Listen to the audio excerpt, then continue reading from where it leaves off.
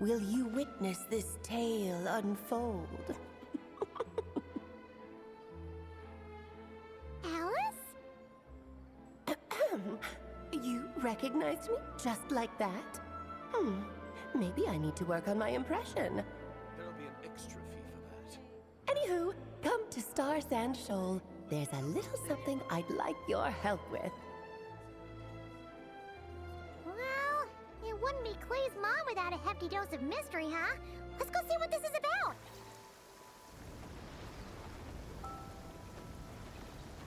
Oh, it's Durin!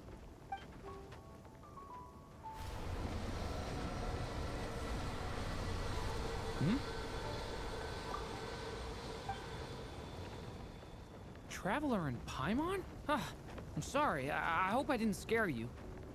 Oh, no, you didn't scare us. Just gave us a little surprise. Looks like you've gotten even more powerful now.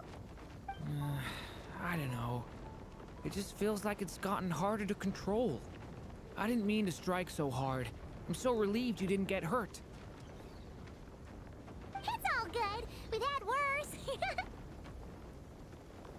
No, don't worry about that. It's been very stable ever since I got this body. Albedo made sure of that. What you saw just now is something that only started happening recently. Maybe I'm still acclimating or something. I'm sure it'll clear up over time. Anyway, what brings you here? Did you need something? Well... The day that the writer and the watcher crossed paths was the day that the magic known as storytelling was born. So, she asked us to come. Miss Alice? Oh, you too? I guess I really do need to work on my impression. Well, never mind that. It's been too long, Mini Durin. And please, that's Aunt Alice to you. I have brought you and the traveler together here for a very important purpose. It has to do with your mom. My mom?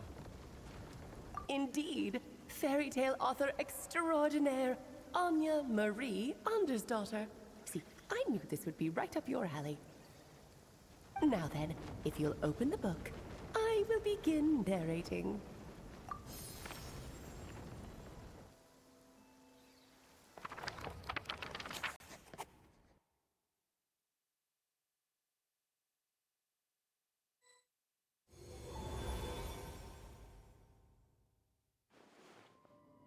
Whoa! What is this place? It reminds Paimon of Simulanka. The two are indeed similar. Both worlds were built using the same magic after all. Ha! So it is Alice! Hello, Aunt Alice? Oh, no need to be shy. Just think of me as one of your mother's dearest friends. You keep talking about stories and magic. What's this all about? Simulanka 2.0 or something? Certainly not. Simulanka was a peerless masterpiece. Without the original author, it would be impossible to create a sequel, even for me. But you are right about one thing. Just like last time, I want to show you a work of magic that has to do with storytelling. What's this? This is your mother's dying wish.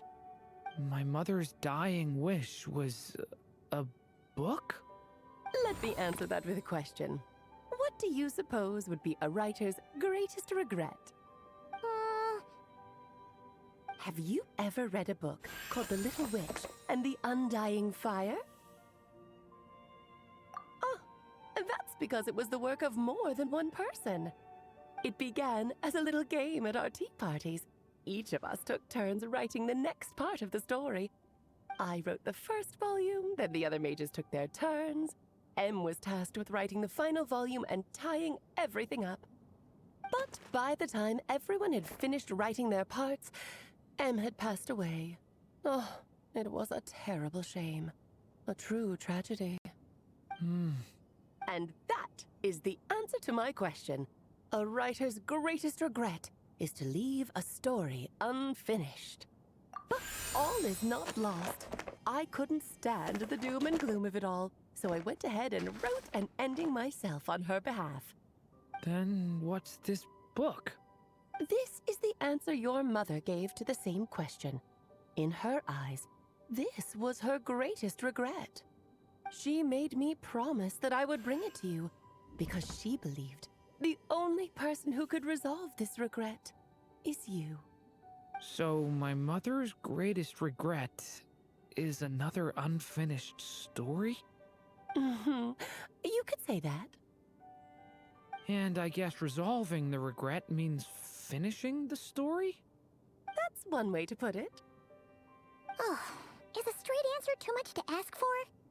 Her answer was quite the opposite of what I'd expected. But oh, how touching it was. I'd love to tell you what she said, I really would. But that would spoil the plot, and we can't have that. Spoilers ruin everything. Oh. Just think of this task as giving a story a much-needed ending. All I ask is that you do your best. I understand. But I only just started learning human script, and I don't have any writing experience at all. Relax. Why else do you think your dear aunt went and found you two such wonderful helpers? With their experience, you'll have so many story ideas you won't know what to do with them. So don't be shy to ask lots of questions. Yeah.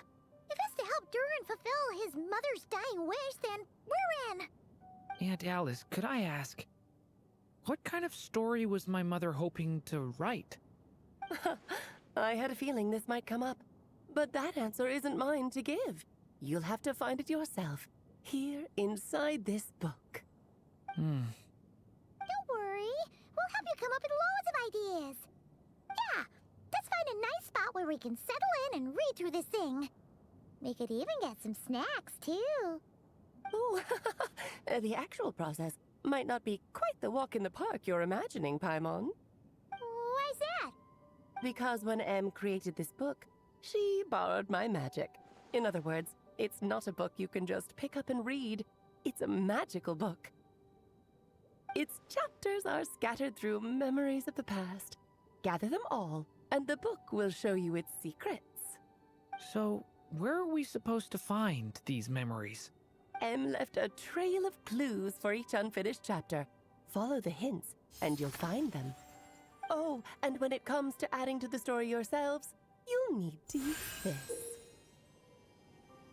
And this is... This, my dear little Paimon, is the ink Em left behind. Infused with a little of my own magic, of course. If you're planning on writing something inside the book, you'll need it. It's extremely precious, so be sure to use it sparingly. This is all that's left. So we need to search for the memories and keep an eye on how much ink we're using. Oh, it just had to be a wild goose chase, didn't it? Perhaps it's just another form of storytelling. Em was ever so creative when it came to things like that. Just think of it as a little challenge your mom left behind. Who knows? There could even be a mysterious prize at the end of it all. I don't care about that. This was my mother's dying wish. Whatever it takes, I'll find a way. Yep.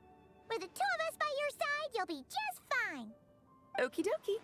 That should be pretty much all you need to know. Oh, and once the story's complete, do let me have a little look-see, okay? I've read everything she ever wrote, so naturally, I can't miss this one. Yeah. Most of the time, you're pretty hard to pin down. Don't worry, I'll know when you're finished. Just wait for me to reach out. All right, off you go. I can't wait to hear how the story ends.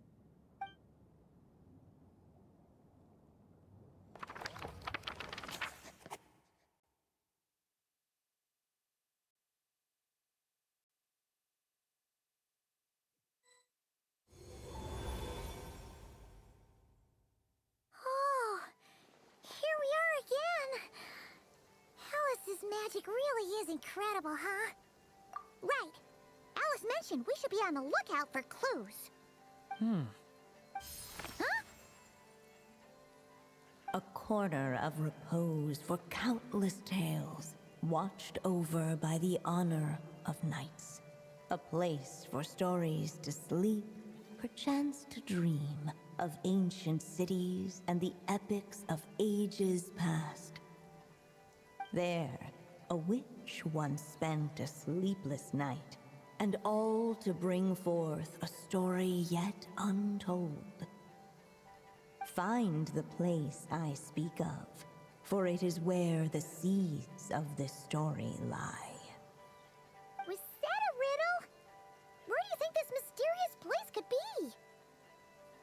Hey, you might actually be onto something. Guess that means we need to head back to Mondstadt? I had a feeling that's where we would be headed. After all, it's where my mother was from, and I bet it's where she wrote this story, too. Yeah, that makes sense. Still, I feel bad about dragging the two of you along on such a long journey. Don't worry about it. We don't really have much going on right now, so we're all yours. Come on, let's go!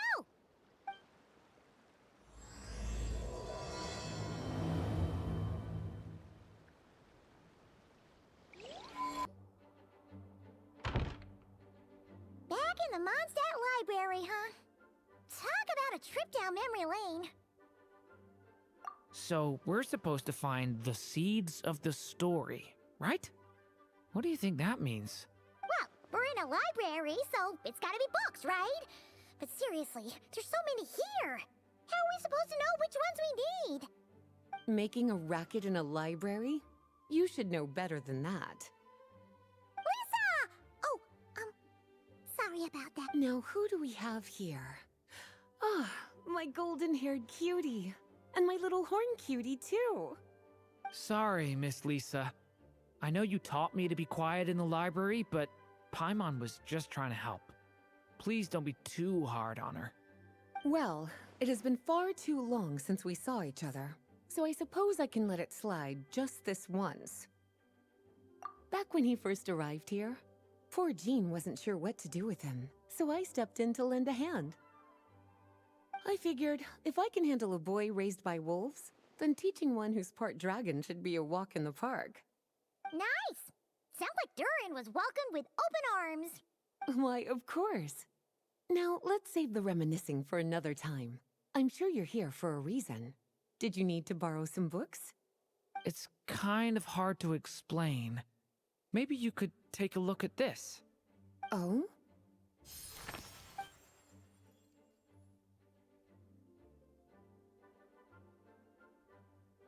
Ah, I see. These so-called seeds of the story must be the books that inspired its creation. That's just how it is with stories. They grow out of the tales that came before them. And that mage, I can almost picture her here, hundreds of years ago, scribbling away at one of these very desks. But we don't know anything about this story. How are we supposed to figure out which books inspired it? As it happens, just before I found you here, I was looking into something rather peculiar. One of the knights reported seeing some books that weren't listed anywhere in our catalog. Stranger still, just as he went to reach out for them, the books vanished into thin air. And then, a while later, while he was browsing through other shelves, there they were again. Seriously? That particular knight knows this library inside and out. I'd be very surprised if he was seeing things. Something tells me these might just be the magical books you're after. According to the report, there are 3 of these books in total. I'll be relying on you to track them down, cuties. Oh,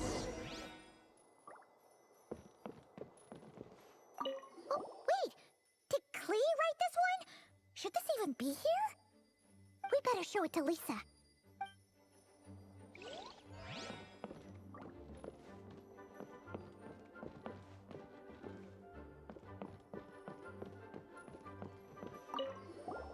Kinda looks like a poetry collection.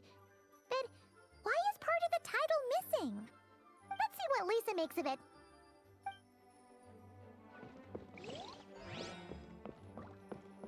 Please be quiet within the premises and refrain. Second strongest spell in existence. Do not show Klee. Wait, There's actually a book like that right here in the Mondstadt library? That title's just gonna make people even more curious. Huh.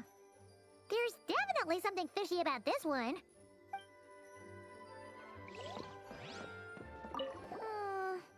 Let's hang on to this one for now. Could be one of the ones we're looking for. It's one of M's, after all.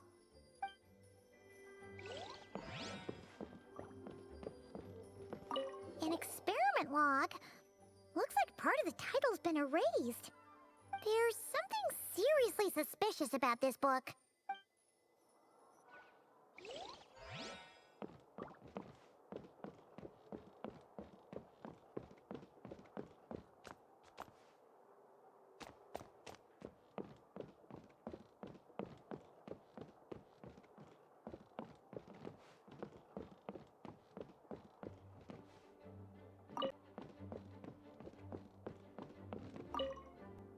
Well, did you manage to find them?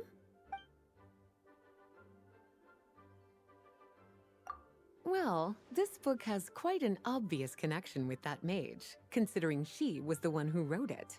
But as one of the library's classics, its presence here is hardly unusual. It really is a must-read, so if you haven't read it yet, that's your homework, cutie. Well, did you manage to Yes, this is a restricted book, all right. It certainly isn't supposed to be here. Huh. But it looks like a regular poetry collection. How did it end up being classified as a restricted book? The issue lies with one of the poems inside. You've heard of the great battle that took place on Dragonspine, yes? 500 years ago, during the cataclysm in Conria, an evil dragon descended upon Mondstadt. A fierce battle with Dvalin ensued, but in the end, the evil dragon fell, and Dragonspine became its resting place. We're talking about Durin. The Durin of Dragonspine. Well, the poem in question turns the whole battle into a dance, with the evil dragon recast as an innocent child who came here in search of friends. But given all the suffering experienced at the claws of that dragon, how could the people of Mondstadt accept such a retelling? Bards are often accused of inventing history or distorting the truth in their ballads. But this one hit a bit too close to home. And since the knights back then were unable to track down the author, they decided to ban the entire collection, blot out the title, and seal it away for good. So the version in the poem, it was all a lie? I'm afraid that question is something only the dragon himself could answer. Well, did you manage to find them? This book definitely doesn't belong here. Yeah, we could tell just from reading the title. Albedo was the one who brought it in. He suggested I place it on the restricted list and keep it sealed away. Why? He said it's full of forbidden alchemical formulas, some of which could even result in the creation of dangerous monsters. Apparently, the danger it posed was so great, he didn't even feel like it was safe to carry around or keep it in his workshop. Really? Definitely sounds like it shouldn't be here then. Still, if that mage read this book too, it must have been written a lot earlier than I'd imagined. Well, did you manage to find them?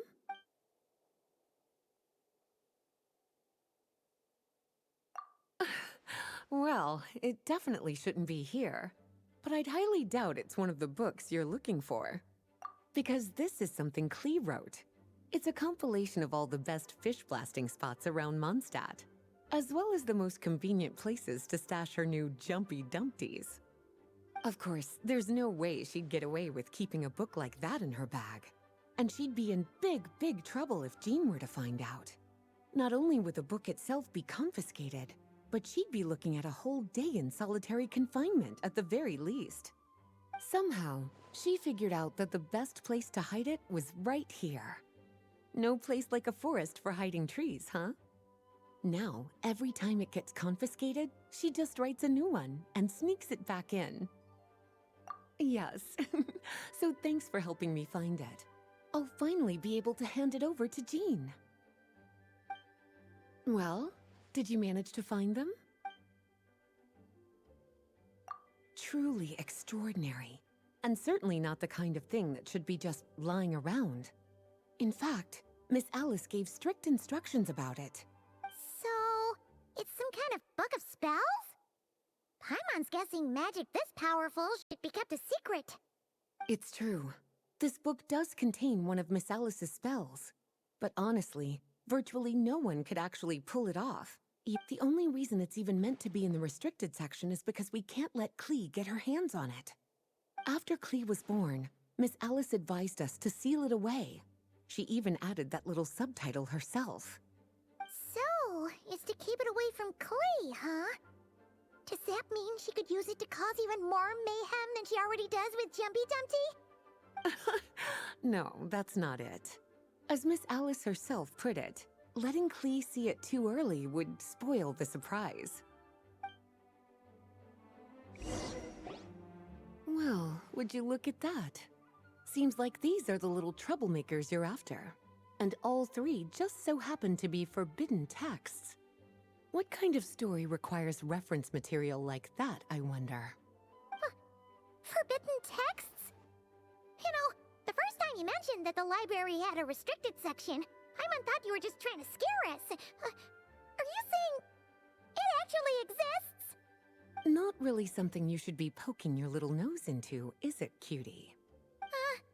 Sorry.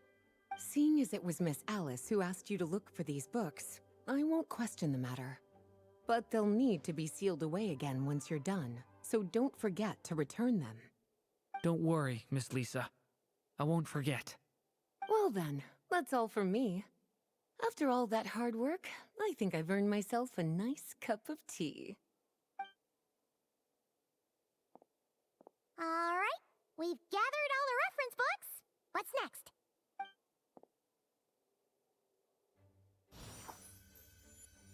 Wait, look!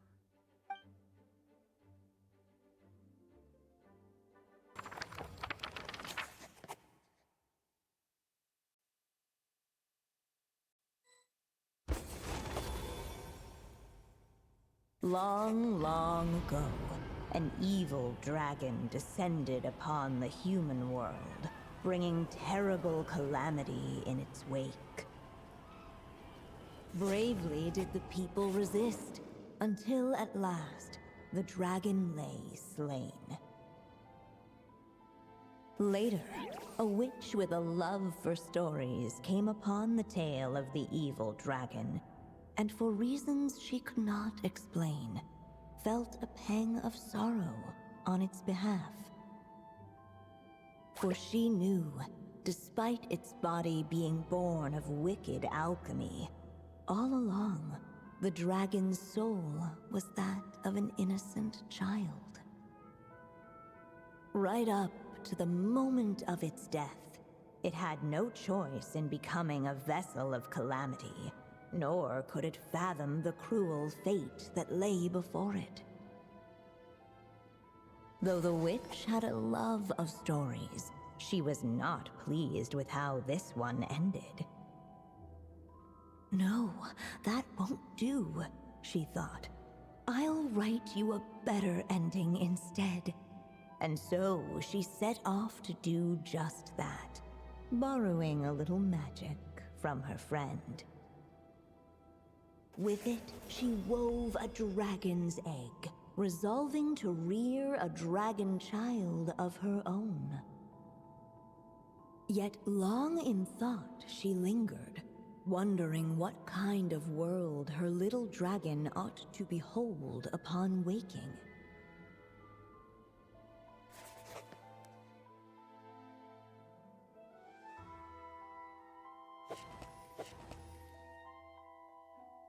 At last, she made her mind up, adorning the cradle with a wisp of woodland air. Then, she quietly waited for the egg to hatch.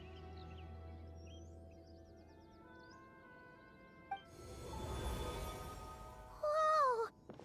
We're actually inside the story! This must be Aunt Alice's magic. Yeah, A story about me? Why don't we just see where the story takes us? All we know is the beginning at this point. Okay. And now a golden-haired traveler, a silvery sprite, and a dragon-born youth step onto the stage. What new chapter will their arrival bring? Whoa! That came out of nowhere! Was that the same voice we heard just now? Yeah. But why does it sound so familiar? I've missed this. It's just like the stories my mother used to tell me. You mean... Em? She used to tell you stories?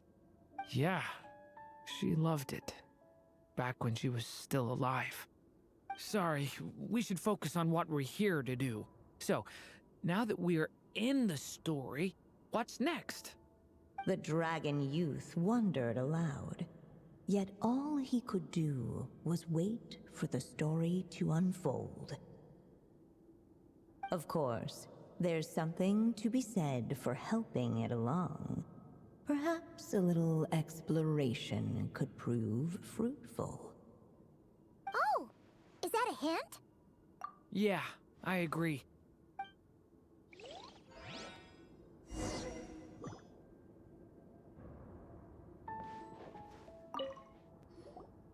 This Dodoko doll is meant to be the witch in the story, right? Wait a second. All the people we've seen that look like that turned out to be mages from the Hexen Circle. Do you think the witch in this story is one of them too? My mother had a hat just like this.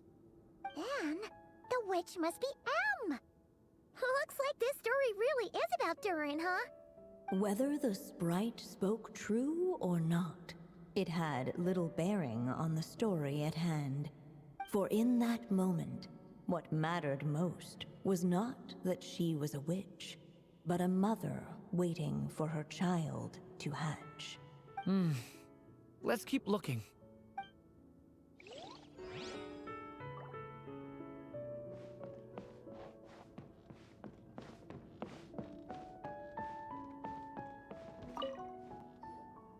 Look at all these books! Guessing the witch did a lot of reading while she was waiting for the egg to hatch. It just so happened, a dragon egg wasn't the only thing she was incubating here. Where else might a story be born, if not among books? Oh!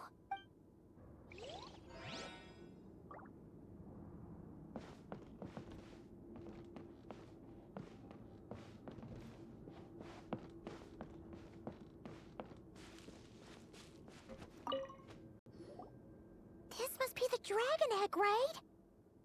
Looks like it's gonna hatch any moment now. So we've got a dragon egg about to hatch, a witch who loves stories, and that evil dragon we heard about at the beginning. Yep, it all adds up. This is my story, isn't it? Okay, so how are we supposed to help the story along? It feels like all we can do right now is wait. Apparently, it hadn't dawned on the group to look for a way to help the egg hatch faster. Oh, right! We're at the point in the story where we're waiting for the baby dragon to hatch, so that has to happen before the story can continue. With the flames at his command, perhaps the dragon youth might be able to provide the egg with sufficient warmth. What? You want us to roast the dragon egg? The silvery sprite's surprise betrayed her lack of reading, for in countless tales it is told that only by fire's embrace will a dragon's egg hatch swiftly. Huh, you... kinda... Okay, I'll see what I can do.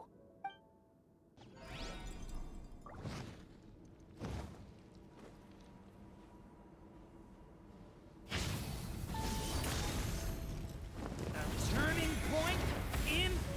Let every unborn life be welcomed with tender anticipation, and may that warmth stay with it for a lifetime.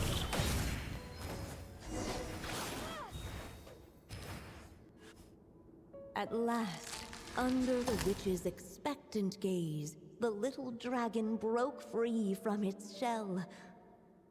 No living being has ever decided the moment of its birth. You were no exception, my child. I brought you into being because I willed it so, just like the witch who created that evil dragon. But I promise you this. Your birth was wanted. You are loved, and you will have a different fate than the dragon that came before you. You've never told me those things before, but for some reason, I always knew. Thank you for bringing me into this world.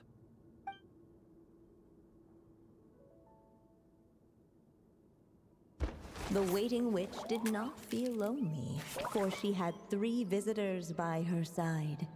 Together, they beheld the hatchling's first breath of life.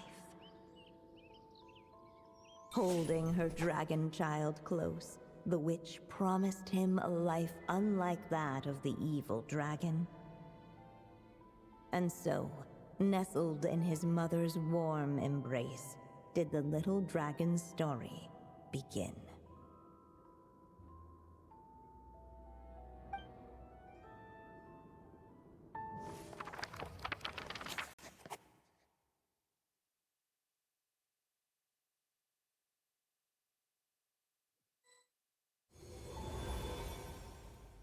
Wait, isn't this Mondstadt?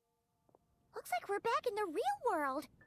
Looks like there's more written on the page now and less ink left than before. So, does that mean we've completed this chapter? Yeah, but why does M seem to think that the story isn't finished yet?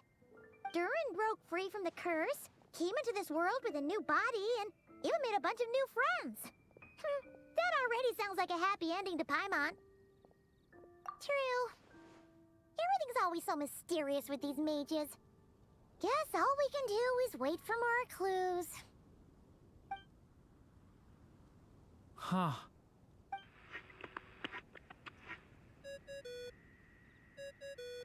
Is this thing on? All right, that should do it. Hey, that's Alice's voice. Hello there, children. If you're hearing this, you've stumbled upon the little recording I left for you. I thought you could use a few hints about how the book works. By now, I'm guessing you've already begun to leave your mark on the story. You should know, however, that the book needs time to absorb the ink, so the next chapter's clues won't show up right away. Wait, so even magic ink needs time to dry? The good news is, you can return to any chapter you've already completed and continue to explore the mystical, magical storybook world you helped create. Have fun, dearies. Toodles! Oh, man. Paimon was so ready to knock this out in one go. Maybe it's for the best. Sooner or later, we'll end up being whisked off to another world again, and if that happens, who knows when we'll be able to come back. So it might be good to take a break while we can. A break. Yeah! Paimon has a sudden craving for the Good Hunter's sticky honey roast. And we happen to be in Mondstadt, so... So let's meet up here later. I need to find Miss Lisa to return those books anyway. Paimon's feeling totally recharged after such a long rest. Let's go find Durin and see if that book has any new clues. Hey, Durin! Any more clues for us? We're all set for the next chapter. Yeah, I was just about to come find you. Let's see what it says. Now sprout to life the story's seeds, stirred by wind-borne melodies. Then on that breeze the music leaves, fading into distant memories. Seek the place where wind and tale entwine, and once there, make 3 riddles into verse, and 3 melodies into song. For in poetry and song will this story start to blossom. Come on! Another riddle? All that talk about wind and melodies? Oh, answer could be? Oh! Care to elaborate? Wind? Music? Poetry? Tone-deaf bards gotta know the answer.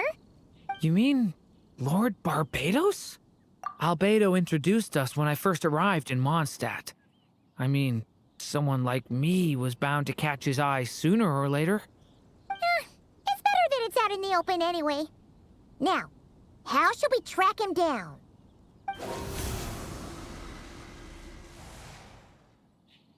I'm pretty sure he's already caught wind of what's going on here. Why don't we just see where the wind takes us? Ah, right. He definitely makes it easy to forget he's a real god sometimes.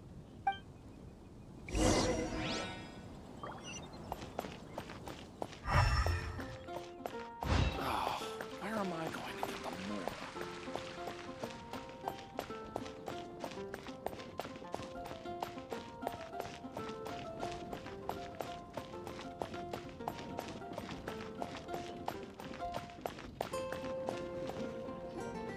Traveler, Paimon! What a sight for sore eyes! Ah, and the little dragon from the fairy tale world. I heard your voices calling out to me on the wind. Something about needing help with a riddle? Sorry to disturb you, Lord Barbados. Disturb me? Not at all! To tell you the truth, I'm just as curious about this riddle as you are. Let me take a look.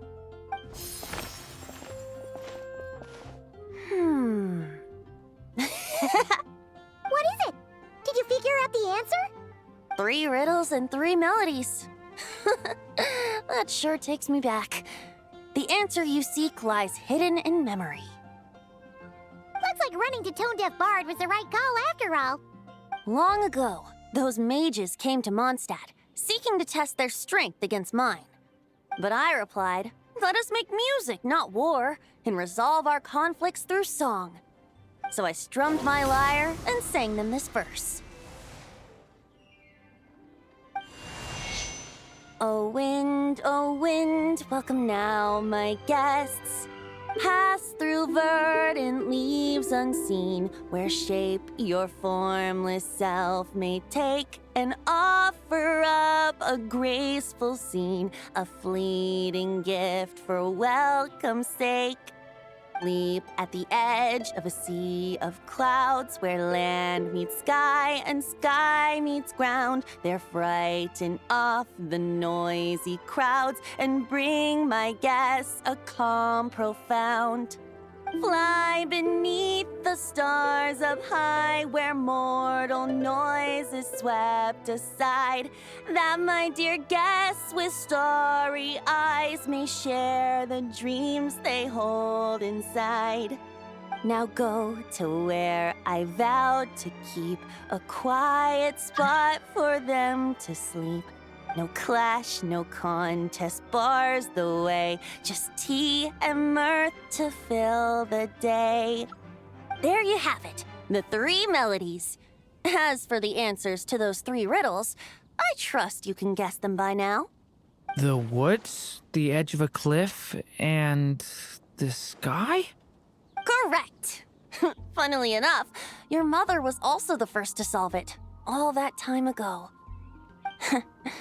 There must be some kind of special rapport between those who write stories and those who sing them. The woods, a cliff, and the sky. Oh! So that's where it is! I suppose the spot that answer points to is where you're headed next. You should know, after solving my riddle, the mages even accepted my proposal and made that location their official meeting spot. And going by what your book is suggesting, once you found it, you might want to try playing the melody I just shared with you. Guess you can be pretty reliable when it counts, huh? Great animal archon? Thanks for the help, Lord Barbados. Still got questions for me, huh? Yeah, you must have read countless tales in your time, being a wandering bard and all. In your experience, why might an author consider a story unfinished? Unfinished? Well, I guess if there's something left to accomplish in the story, or, oh! If the last line goes, "To be continued." Huh? Wow, your helpfulness lasted for like 1 second. In all seriousness, I would think the answer to that question lies in your mother's story itself. It's not my place to pry any further. All right, then. We should get going. Okay, we're here! Now, we just need to play the 3 melodies, and we should be able to gather the memories for the next chapter, right? A musical performance? Huh. Out of all the things Miss Lisa has taught me, that's the one I'm worst at.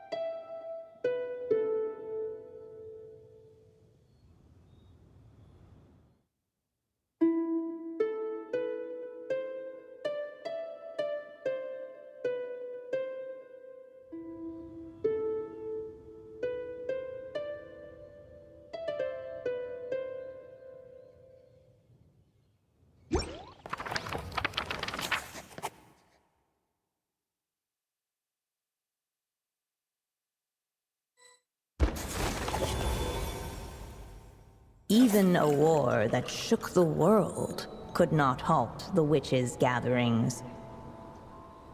Yet even so, with the passing of time, 3 of their teacups no longer came to be set.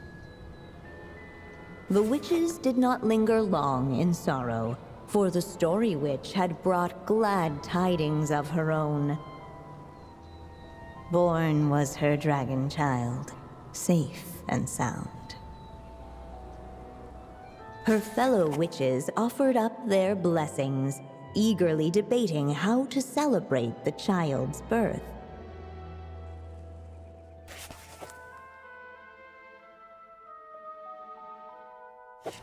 In the end, they settled on the sweetest candy they could find. After all, what could be sweeter than the arrival of new life? And so, the witches' gathering turned into a birthday celebration.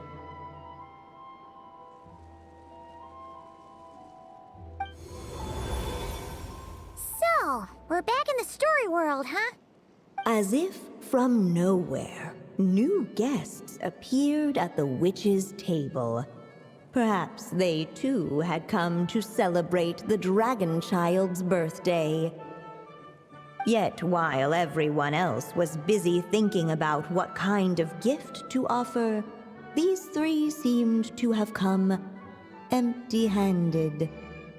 Hardly the recipe for a warm welcome to a birthday party, now is it? A gift?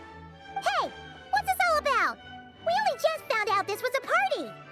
While the guests voiced their complaints and grievances, perhaps they should have been wondering what kind of gift to give instead. So, we need to bring a gift to advance the story?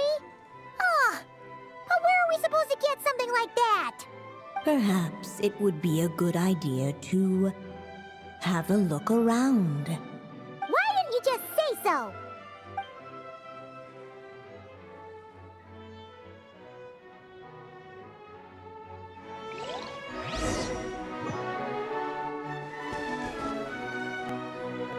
Hey, could we use these as gifts, maybe? At last, the guests found something to give the dragon child. Guess that's a yes then. Which one should we go for? Still, the guests wondered, what kind of gift might the little dragon really want? Should they put a warrior's sword in his hand and send him out on an unstoppable quest to save the world? Or perhaps a wandering hero's slingshot, and the promise of a life of endless, uncharted adventure. Or maybe even a scholar's tome, and the chance to take on all the world's unsolved mysteries. Okay. Wow.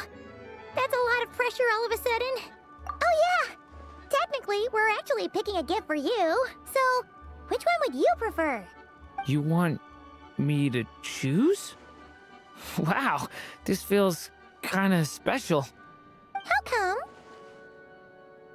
For as long as I can remember, I've spent most of my time living in the stories my mother created. I always thought my mother had everything written out for me already, just like the toy figures in Constellation Metropole. What I wanted to do with my own future. What did I want back then? This is the first time I've ever asked myself that question.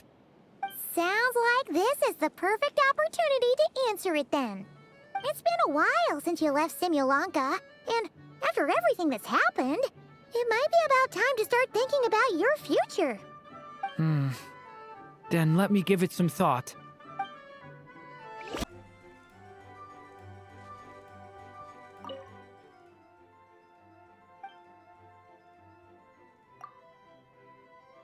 In the end, the guests settled on the wandering hero's slingshot.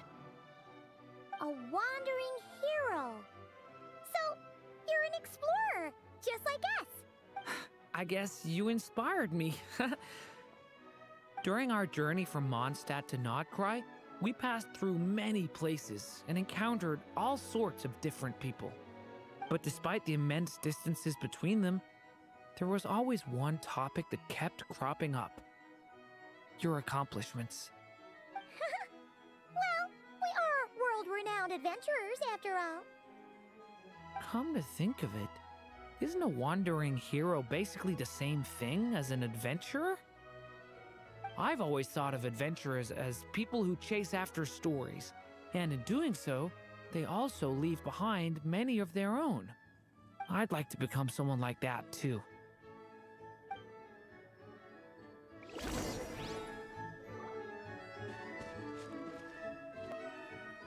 Alright, they should let us in now that we've got a gift, right? Hello there. Brought a gift this time?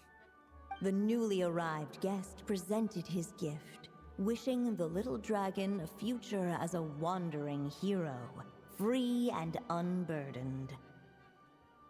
Accepting the guest's blessing, the story witch invited him and his friends to take their place around the table. Finally, she could introduce them all to her dragon child, telling all in attendance about the moment of his hatching, and of course, the name he'd been given. It was then that the seer witch, diviner of the stars, withdrew her gaze from the heavens and turned a sorrowful glance upon the little dragon. You gave him the same name as that evil dragon? That's right. But the life I intend for him shall be very different. What folly to love so blindly. For as you must know, a name is the mirror of destiny itself. He who bears an evil dragon's name must also inherit the fate of its previous owner. His fate has been foretold. Then I'll rewrite it. The witches at the table fell silent, for they knew the seer witch's words had never once proven wrong. Yet just as clearly, they recognized the story witch's resolve, for there is scarce a force in this world more fearsome than a mother's love. At last, the merry witch stepped forward, dispelling the uneasy silence. So be it. Then we'll all lend a hand. Together, we shall rewrite this child's fate. You mean to defy one of the fundamental rules of this world? I refuse to be shackled by such rules. Besides, this is a witches' gathering, is it not? What could be more fitting a subject for this occasion than to defy them? Oh? Sounds like an interesting experiment. I suppose, were we to succeed in this endeavor, we might bring a touch of wonder to this otherwise dreary sky of stars. The Merry Witch finally talked them all round, just like she had done many times before. Warm and strong as the sun she was, so much so, in fact, that those who her light shined down upon had no choice but to bask in it. And so the witches readied their gifts, 3 marvels of the cosmos. For this child, I shall decipher the ravings of the heavens and lay bare before him the trickery of fate. For this child, I shall leave a formula powerful enough to unravel the very origins of this world, that he may seek another solution for the conundrum of his life. For this child, I shall call upon wondrous magic to make possible his impossible wish. All the Story Witch had was the pen in her hand, yet with the love that flowed from it, she resolved to bring forth a marvel of her own. For this child, I shall leave behind the last story I will ever write, and with it, a path to an ending yet untold. With the witch's blessings given and received, the little dragon's fate at last began to turn. In the midst of the dragon child's birthday celebration, the seer witch proclaimed her prophecy. The child had been given the evil dragon's name, and with it, the burden of its fate. But hearing this, the Story Witch vowed to rewrite it all, for such was her love and resolve. And so the other witches offered their gifts in turn, marvels as rare as any in the cosmos. Together, they sought to test one of the fundamental laws of this world, in part to support a mother's love, and in part to sate their own curiosity. Oh, and I almost forgot. Our new guests came bearing blessings of their own. Who knows? Perhaps this extra spark of life might be all the little dragon needs to change his fate.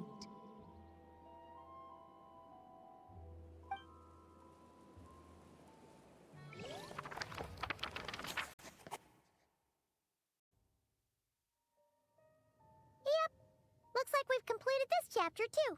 Those witches in the story were the mages of the Hexen Circle, right? They sure seem to care a lot about you, Durin. But, Paimon kinda had trouble following their conversation. Just a bunch of mystery, as usual. The evil dragon's fate. Oh, is that what you're worried about? But didn't we already take care of that? Ah, the mages must have had a hand in that, too. Also, I was just thinking, which part of the story are we even meant to be completing? Oh, it feels less like we're filling in the gaps and more like we're adding something new altogether. But we use the ink, right? And the book hasn't given us any more clues, so that must mean our task is complete. At least for now. Yeah, I guess we're doing something right. Maybe I'm overthinking things. It's just, this is my mother's final wish, so I don't want to mess it up. Anyway, thanks for all your help. I'll let you know as soon as the book reveals a hint about the next chapter. Okay then. See you in the next chapter. Hey! It's a letter from Durin!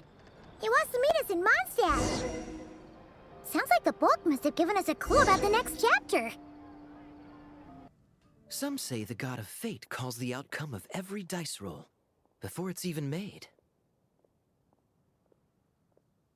And that's why the secret to winning a lot of games is having that god on your side. Your luck is amazing, Kaya. Your turn. give it another shot. Fear not, O Crimson Dragonborn, for I, the Princess of Ertelung, have bestowed upon you the benediction of the midnight hour, and with it you shall surely smite this usurper. Mein Fräulein means to say she's rooting for you in secret. Oh, and that you must, at all cost, defeat the one who snatched her limited edition card back.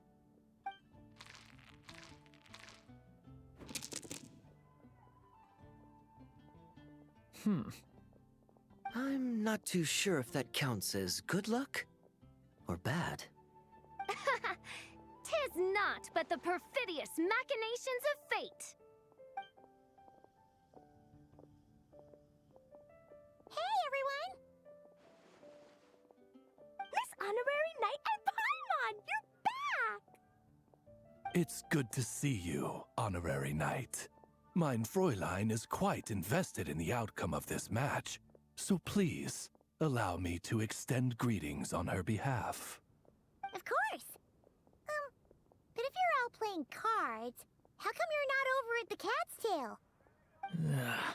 There's something about our horned friend over there that seems to frighten off little animals. Could be because he used to be a dragon. Normally, the animals just steer clear of him, but in the close confines of the Cat's Tail, let's just say, the feline residents probably consider it their turf. And we all know how dangerous a cornered cat can be. I just wanted to borrow one of their nests for a nap. One of their nests? Wait, you mean a cat sofa? Yeah, it's more comfortable for me. I can stretch out just the way I like. But it turns out the Black Cat and his minions are quite territorial. Luckily, Miss Diona helped smooth things over, and they finally agreed to let me use one. But, I only get to use it after dark. Oh, Diona stepped in! You know, underneath it all, she really does like helping people. The more likely reason is because Durin won't touch a drop of alcohol. As far as Diona's concerned, that pretty much makes them two peas in a pod. It's a shame, really, considering everything Mondstadt has to offer in that regard. Mondstadt's alcoholic drinks are a bit too much for me to handle right now. But maybe someday. There's no need to force it. Who says you have to drink just because you're in Mondstadt? Yeah, it's just, I'd really like to make some more friends. So I need to learn how humans socialize. I guess alcohol is usually involved, though. But that's why I started learning how to play Genius Invocation TCG.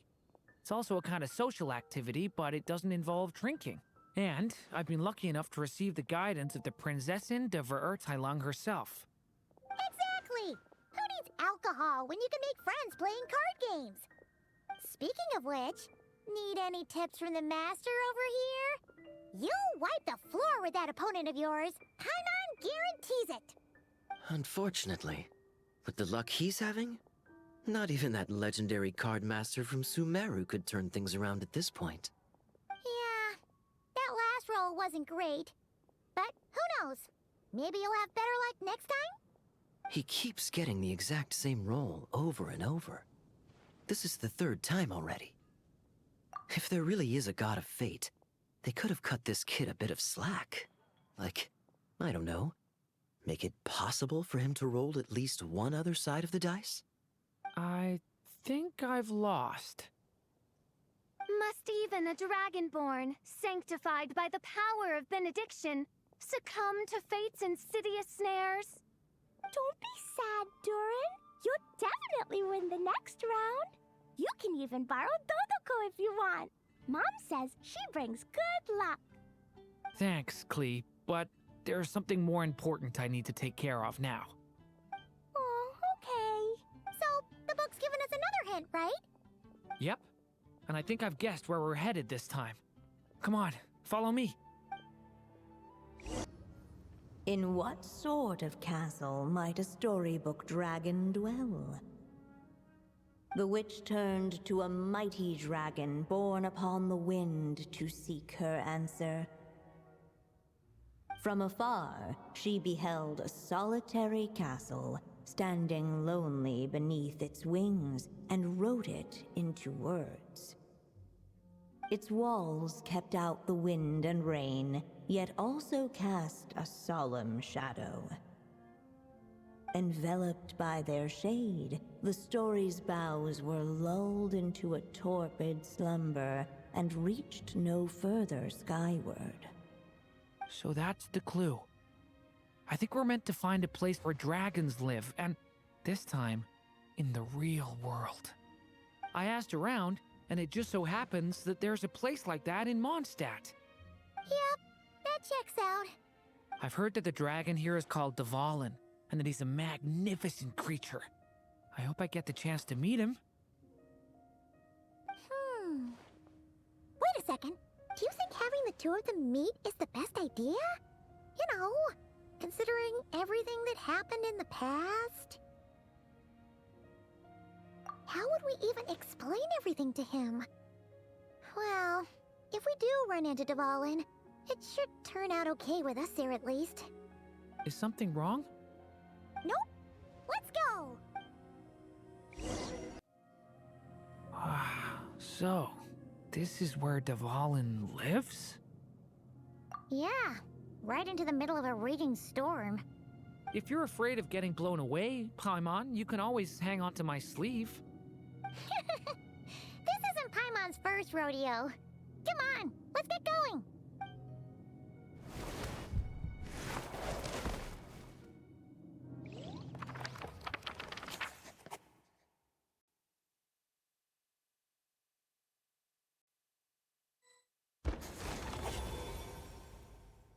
The little dragon grew with each passing day, and the story witch, who loved him dearly, built him a big, beautiful castle.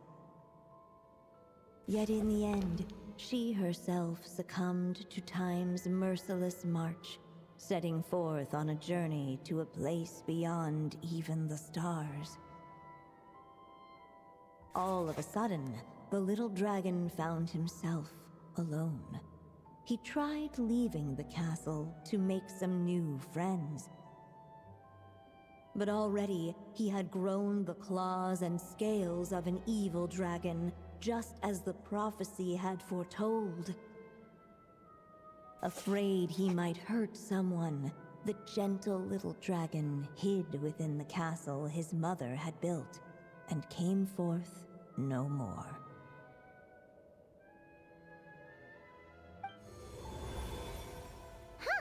Looks like we're back in the story world.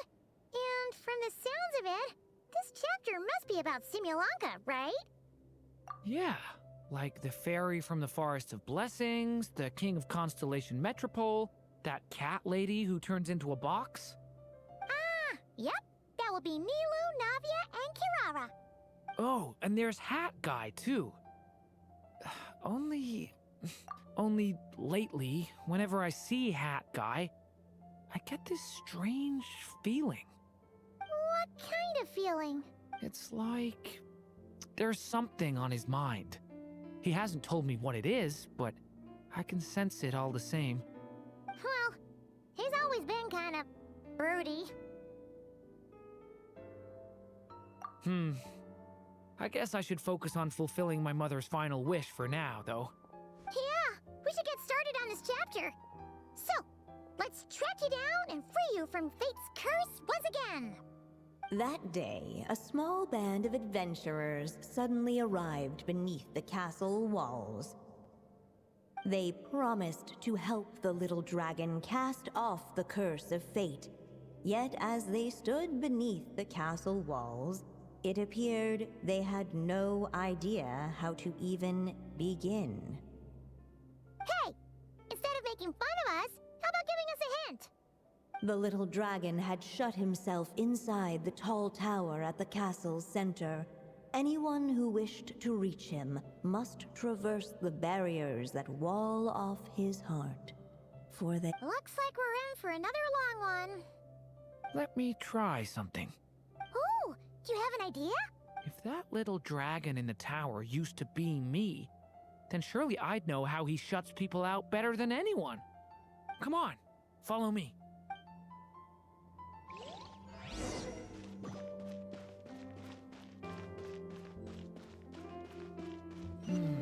That telescope. I've seen magical tools like that before. It should come in handy.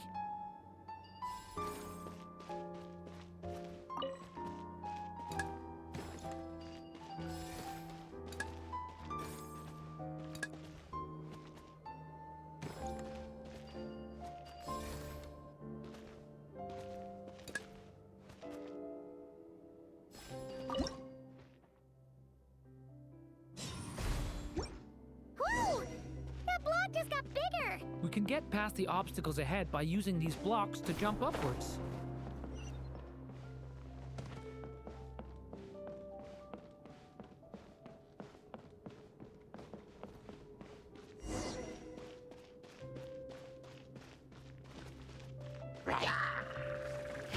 Watch out!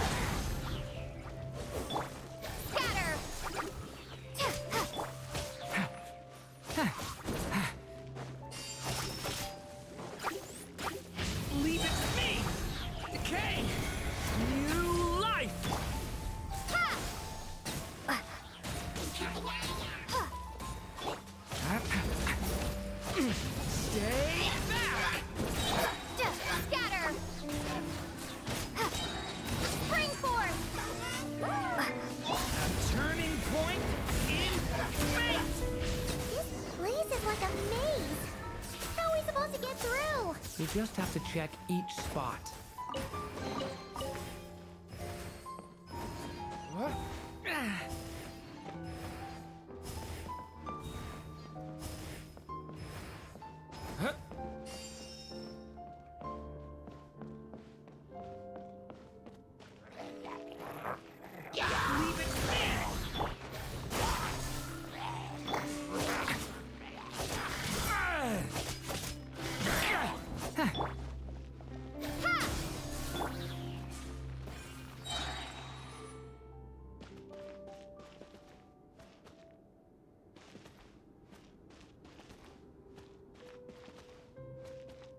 We should be able to use this block somewhere.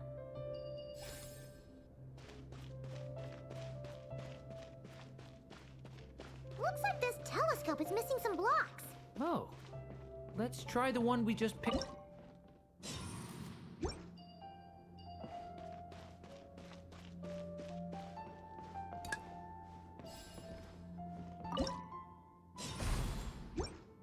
Still not enough. Guess we'll have to keep searching.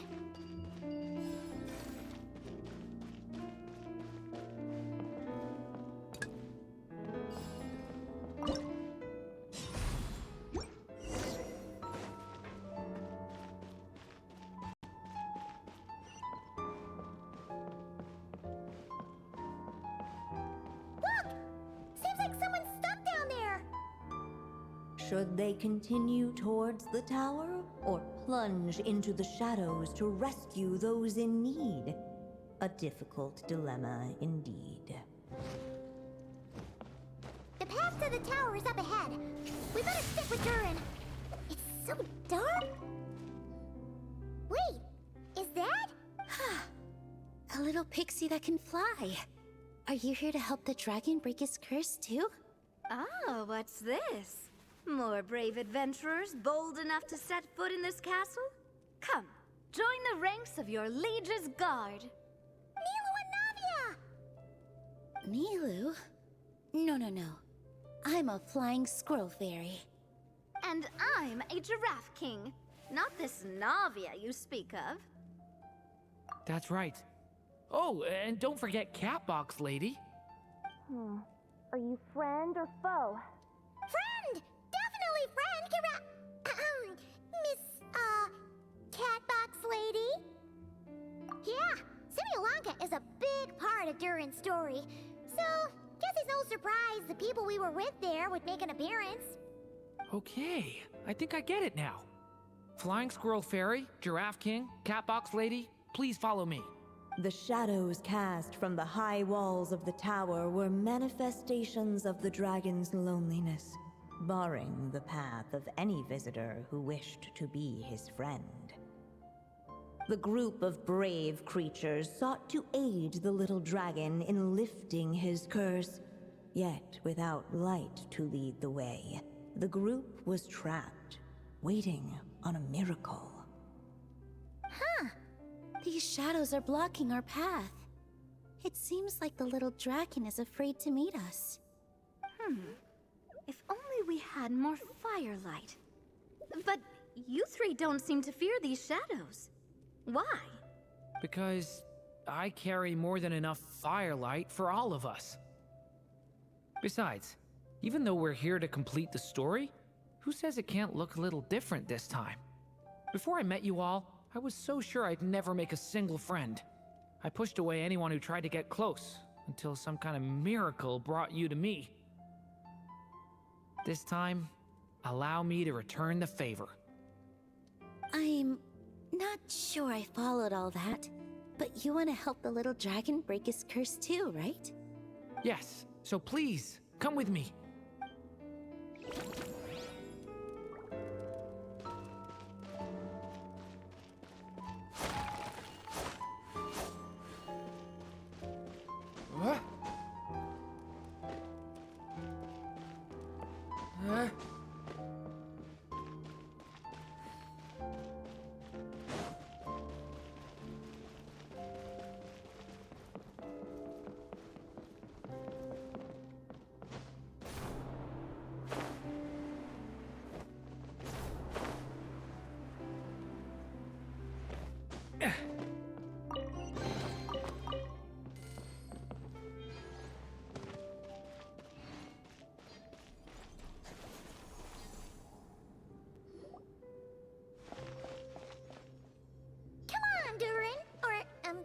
Story Dragon, just calm down. Stay back. I don't want to hurt you. Loneliness and fear had built a cage around his heart, shutting out all who would look upon him. And thus, all the adventurers could see was his shadow. Don't worry, we can help you. Don't come any closer. And that was the last the little dragon spoke. How are we supposed to persuade him if he won't even talk to us? If you can still hear me, please listen to what I have to say. Your claws and scales aren't some kind of inescapable curse, you know? You'll overcome it one day and make lots of new friends. I'm sure you think I'm lying. After all, no matter how many times you've tried to break it, nothing's ever worked. But this time is different. I brought your friends here to see you. Oh, what did you say? Hi, little dragon. I'm the Flying Squirrel Fairy, and I'm here to help you lift your curse. Will you talk to me? And I'm the Giraffe King. Don't be afraid, little one. We're not afraid of you. I'm just a cat in a box, but I'd very much like to be your friend too. These are my friends? Yeah, they're your friends in the future you've been trying to avoid. I can promise you that. They're reaching out, so you just have to ask yourself one question. Do you accept? After a long silence, heavy footsteps echoed from the tower's shadows. But still, the one who made them refused to step forward. Though the cage to his heart had been unlocked, the little dragon remained ashamed of his claws and scales. How can I face my friends like this? Don't worry, little dragon. We're gonna offer up our blessings and make a wish to the goddess of fate to release you from your curse. Yeah, just like last time. Make a wish? To the goddess of fate? At that moment, the merry witch made her entrance. Hello, little one. Don't be afraid. With the blessings of your friends, your wish shall be granted. Alice? Wait, you're the Merry Witch from the story? Correct. It is I, the Merry Witch, creator goddess of this realm. And it just so happens the goddess of fate is none other than my dear friend, the Story Witch. I'm here to make good on my promise to lend her my second strongest spell.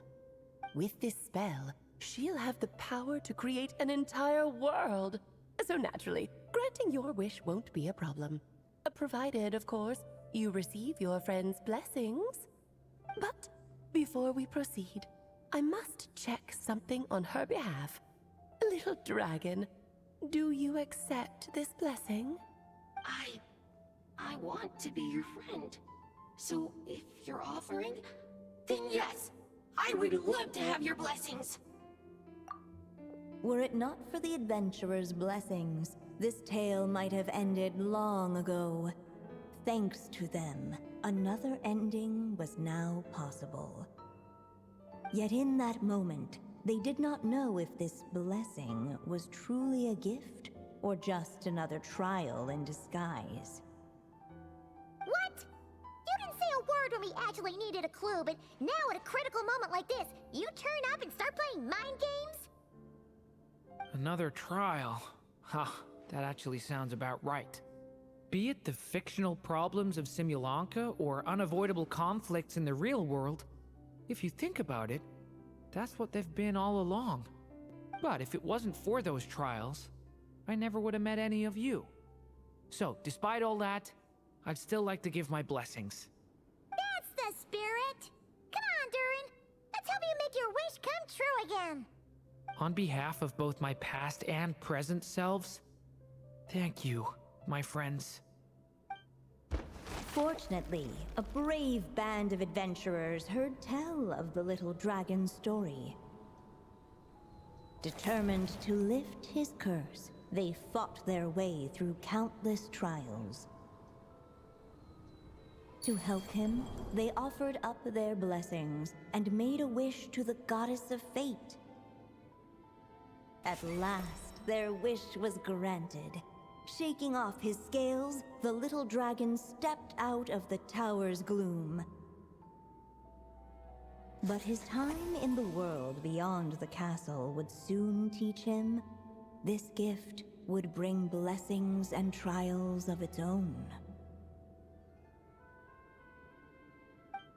And as far as the little dragon was concerned, the tricks of fate had just begun.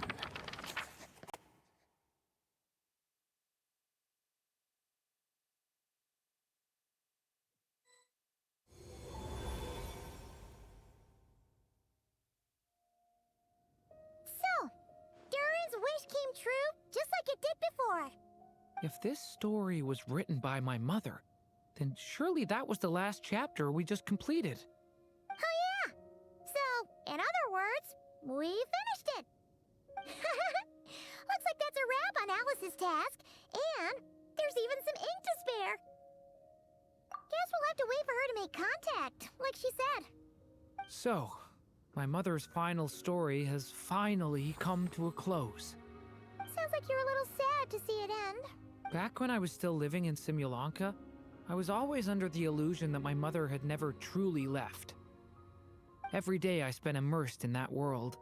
It felt like she was right there by my side, still reading me bedtime stories. But now...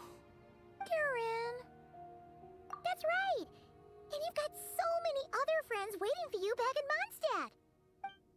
Yeah. Speaking of which, after all that flying around, Paimon's starting to feel hungry again. So, why don't we head back to Mondstadt? Perfect excuse for a big meal with the rest of the gang. Now that you've fulfilled your mom's final wish, a little celebration seems in order, right? It's just a pity we never got to see that big, beautiful dragon. You were really looking forward to meeting him, huh? He might not be here all the time, but Paimon's sure you'll get a chance at some point. All right, no worries. Anyway, since this feast is to celebrate me fulfilling my mother's final wish, I guess it should be my little treat. Pretty sure... Nuh-uh. This one's on the Traveler and Paimon. Celebrating each other's achievements is what friends are for. Honestly, when it comes to who treats who, human rules are so complicated. See? He wants to be friends with you too. But the moment hasn't come. At least not yet. In any case, the story should have a better ending this time, don't you?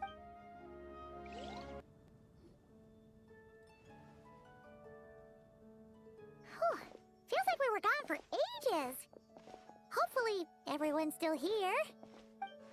So, your adventure was a success, huh? Want to grab a drink to celebrate? Absolutely not. No booze allowed. This honorary knight, Durin! I want to hear all about your big adventure.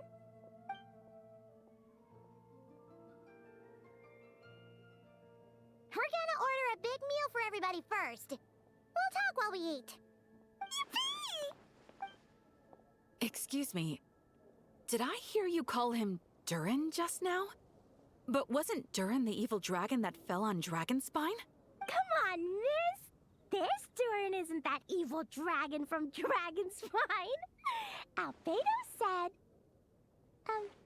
well, it was kinda confusing. But anyway, it's super cool! Oh, is this your first time meeting him, Marjorie? No wonder you're getting him confused.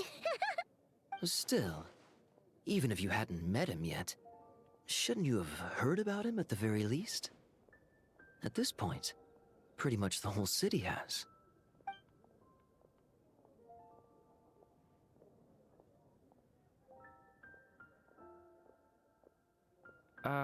Why is everyone...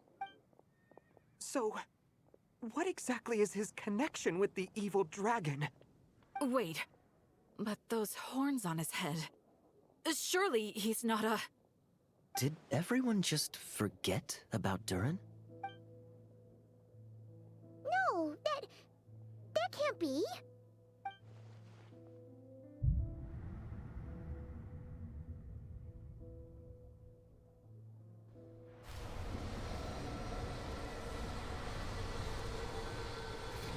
The tricks of fate had just begun.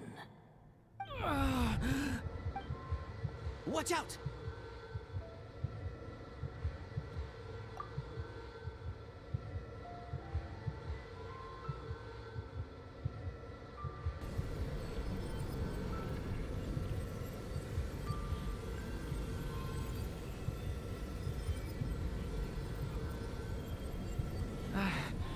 No one got hurt. Durin! Durin!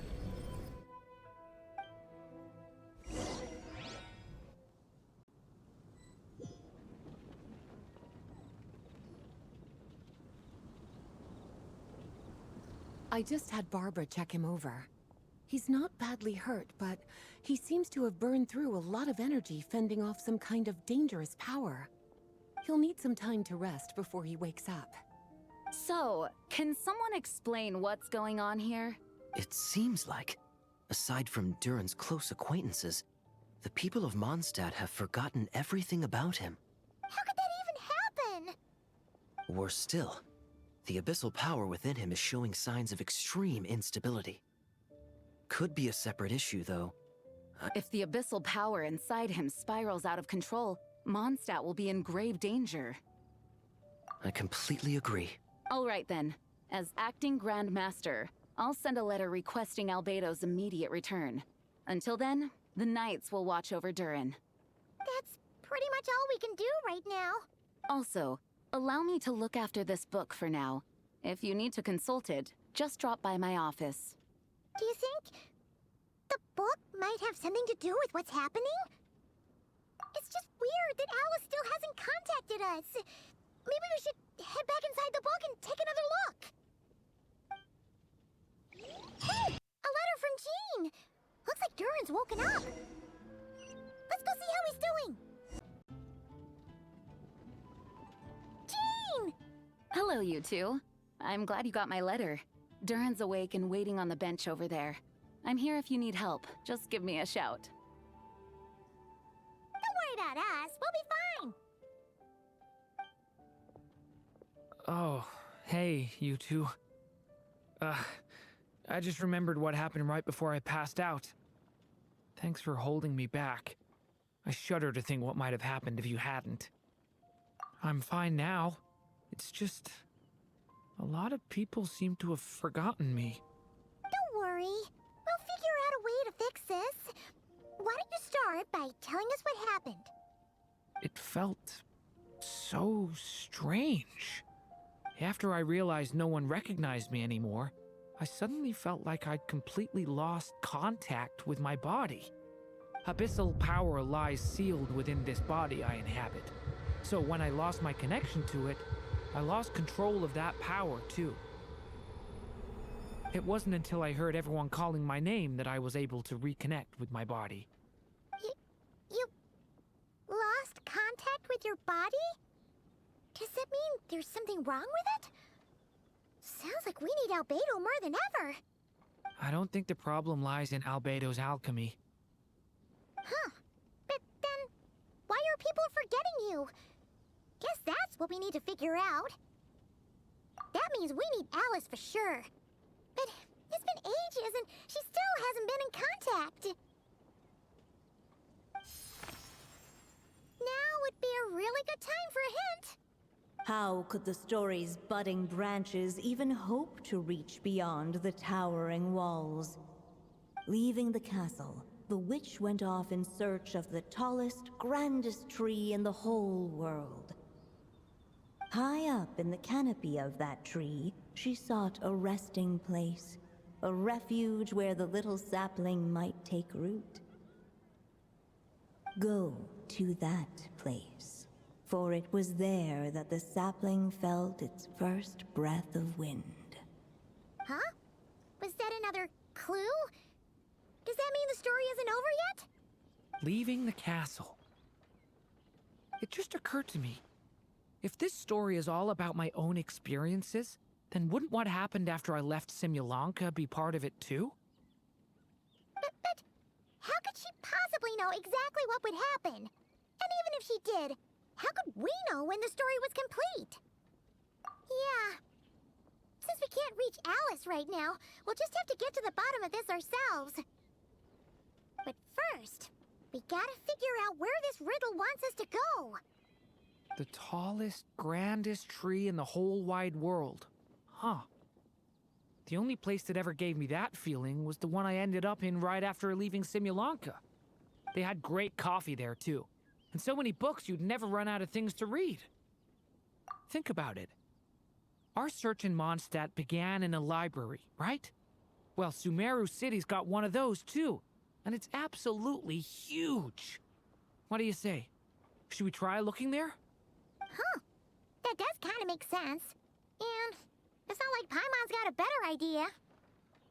Alright, let's just give Jean and the others a heads up first. Well, it sounds like you've got a plan, so I won't interfere. All I ask is that you stay safe.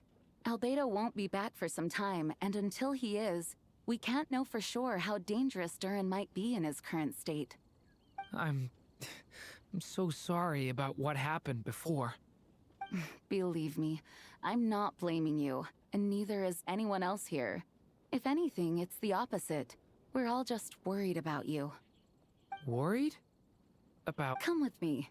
I want to show you something. As soon as they heard you were awake, they all hurried over to see how you were doing. You all came to see me? A little birdie told me you're working on finishing a storybook. So maybe all those people losing their memories is just a plot twist, waiting to be resolved.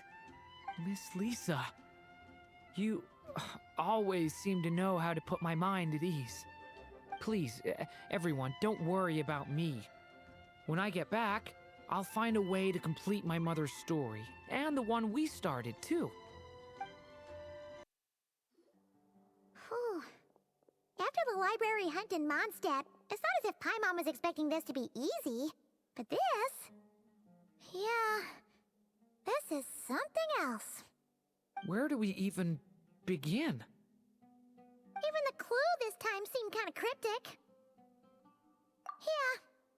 Guess the best we can do is stay on the lookout for more weird things going on. Huh? Sorry, what was that? I'm here to return Volume 5. According to the catalog, Volume 5 of this series is not available for loan. I can't accept the return of a book that was never checked out in the first place. Let me put it this way. My copy is complete. Yours, on the other hand, is missing large amounts of content. So you should swap it for mine instead. Sir, you have to understand. Managing a library is a serious business, and we have protocols in place for this kind of thing. I can't just replace an important volume in our collection based on nothing more than your word. Hey, look what the Wandering Tom dragged in. Oh, it's you. And, what is it you're doing here? I'm a traveling scholar, as you know. Isn't a library the most natural place for me to be? Well, the last time we saw you was all the way in Notcry. Paimon just didn't expect to suddenly see you in Sumeru, that's all. There were some things I needed to come back and take care of. Some documents had gone missing, so I tracked them down, restored them to their original condition. And now, I'm here to return them. And considering what I'm planning to do next, it feels like a weight off my shoulders. What's going on with you, huh? You look like a kicked puppy. Hat guy. Ah, at least you haven't forgotten about me. What's that supposed to mean?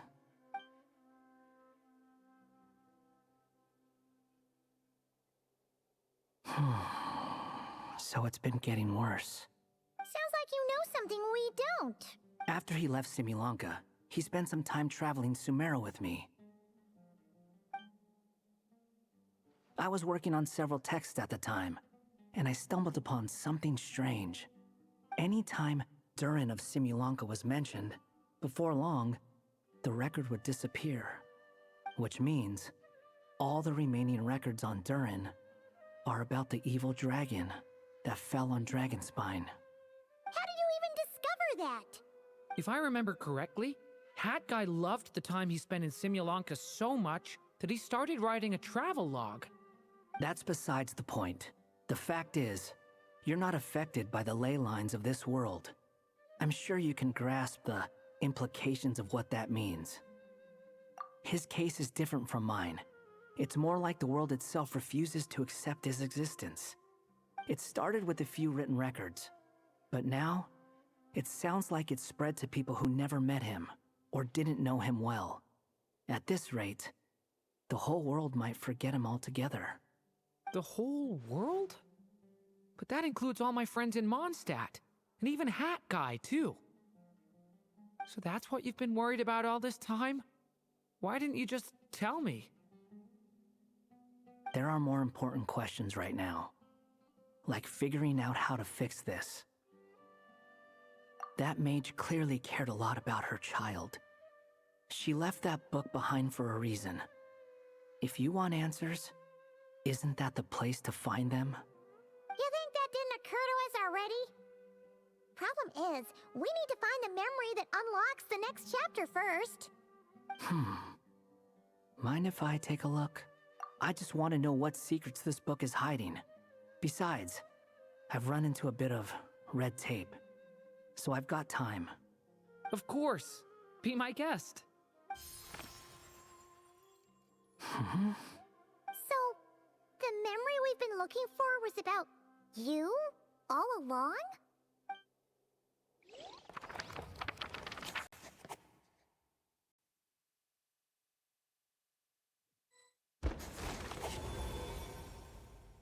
The little dragon became companions with a stray cat with dark blue fur. It was a friendship born of all they had in common. He left his castle at the stray's invitation, setting out to explore the world beyond its walls. There, he grew fond of the outside world, eager to make friends and share the story of his life. Taken by the dragon's story, the stray tried to write it down. But he soon realized that no matter how he tried, it would always warp into the evil dragon's tale.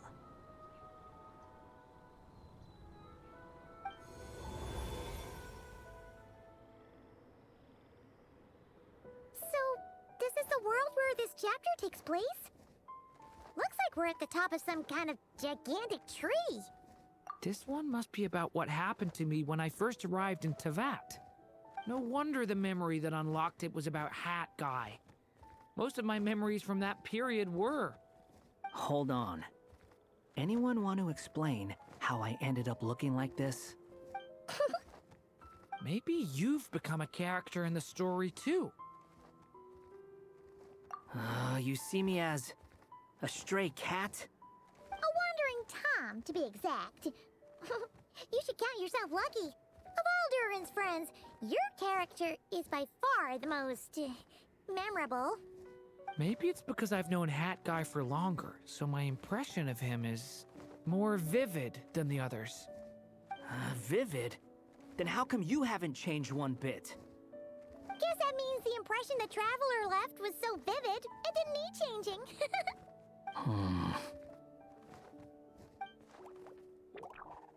Hello, everyone! Ready for today's adventure? It's the storybook, Durin! Oh. So you're not playing yourself in this one? Does that mean the two of you have even more memorable roles to play? Where are we going today, kitty cat? Whatever. Just follow me. Same as always. Okie dokie! Can we chat along the way? If you have something to say, just say it. Was that seriously how the two of you communicated when you first got here? Yep. Anyway, how do we get ourselves out of here? Usually, the narrator gives hints to help us figure out what to do. Speaking of which, about time we got some of those, don't you think?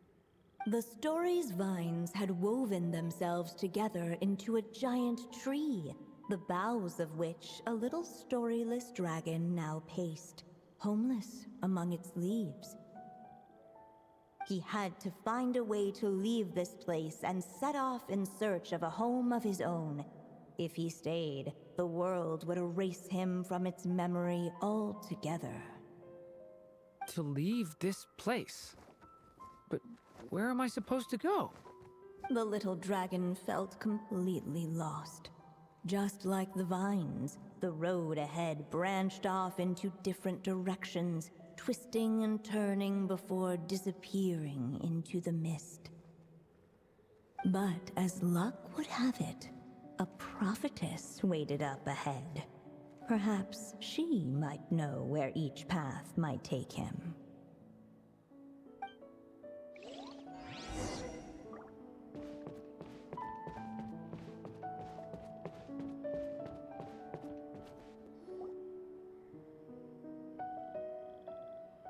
Oh, you must be the little lost dragon. It's true. My friends and I are lost. This meeting was no accident. The prophetess was in fact the seer witch, here to present her promised gift. The seer witch? Oh yeah! That's Mona's teacher, right? The old hag?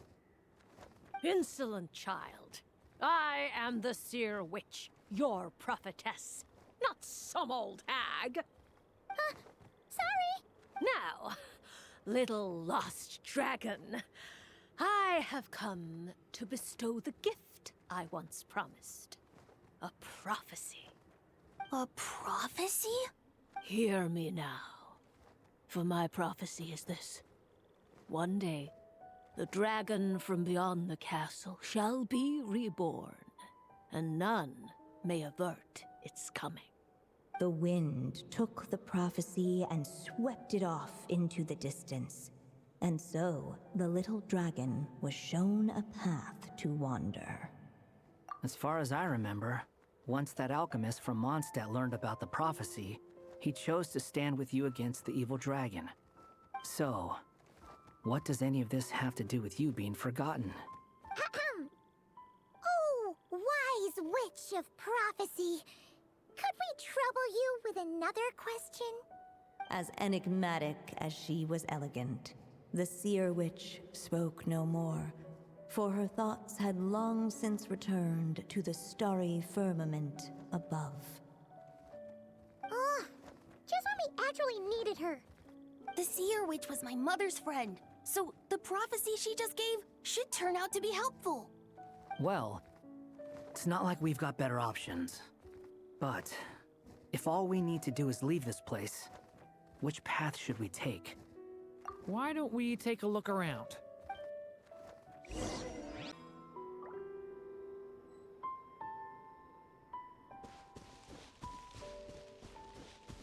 The wind kept blowing, but the little dragon had not yet resolved to follow it. Before him lay a foggy path, and where it might lead he could not tell.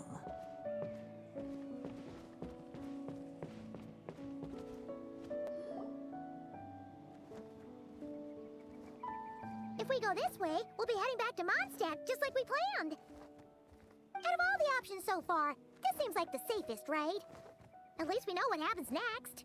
He helps stop the evil dragon from returning, gets a new body, makes a whole bunch of friends, who all just forget about him. But you didn't forget, Hat Guy. I'm just saying, choosing this path wouldn't solve the main problem. You'd still end up being forgotten. Huh. I'm not against choosing this path. I just wonder what secrets it might be hiding. Let me think about it.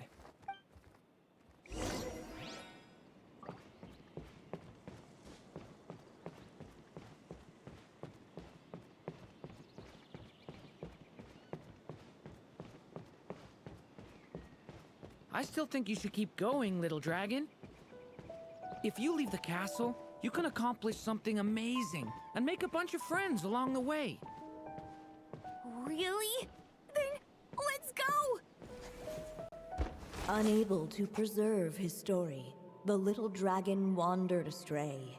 Fortunately for him, a certain prophetess had left behind a prophecy to guide him. The wind took the prophecy and swept it off into the distance, and so the little dragon was shown a path to wander. Following the wind's guidance, the little dragon made his escape. In turn, the prophetess affirmed the little dragon's choice, leaving an extra secret as her parting gift. Now that you've made up your mind, I shall keep my promise by explaining fate's little trick. Long, long ago, the gods of the high heavens gave the world outside the castle a magic of its own. They called it storytelling. It was a magic of almost unshakable power that governed how people met, grew close, and understood one another. Each person had a story meant for them and them alone, one whose ending was written in the heavens long ago. In truth, your story and the evil dragons are simply two versions of the same tale, and that is something the magic of storytelling cannot abide.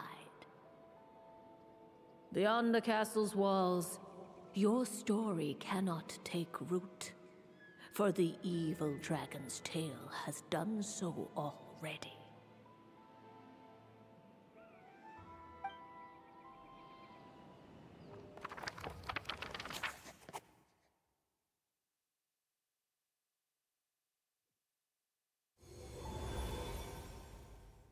So, that was the secret?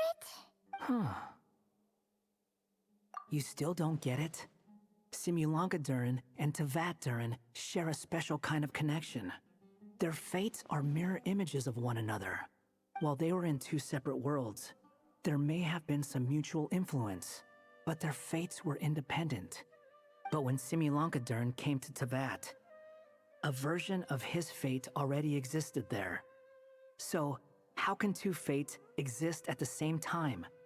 The answer is, they can't. The rules of this world don't allow it. You can't return a book you never checked out in the first place. So, what's Durin supposed to do? Those mages seem to have come up with quite the ingenious solution.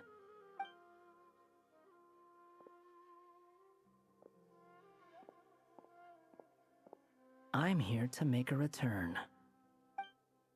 As I said, there's no record of Volume 5 of this series ever being checked out. Then just think of this as Volume 6. Based on what I know, the author was planning on publishing another volume anyway. The catalog does have a slot reserved for Volume 6. So, this is it? Sure, let's go with that.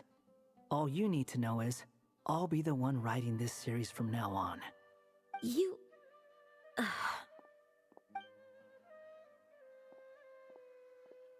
What are you up to this time? Remember the red tape I mentioned before? Well, I just took care of it. Now, I guess you'll be off to see your alchemist friend? It should be pretty obvious by now. He has the answers you're looking for. Well, we do have a whole bunch of things to confirm with Albedo, that's for sure.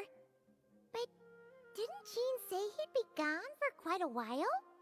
I'll join you. Just let me know when it's time to go. Hat guy? Don't sound so surprised.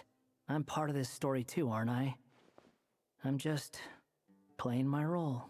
Well, yeah. But it's not that. I just feel like you want to help, but something's holding you back. When I first realized you were being forgotten by the world, I thought it might be because you spent too much time with me. I even thought cutting our ties might be the only way to fix it. Why would you think that?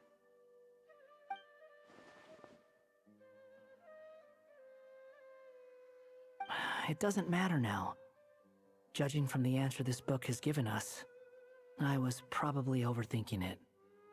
Just as well, with the ley lines rejecting him like this, the people who still remember him are his only remaining connection to this place.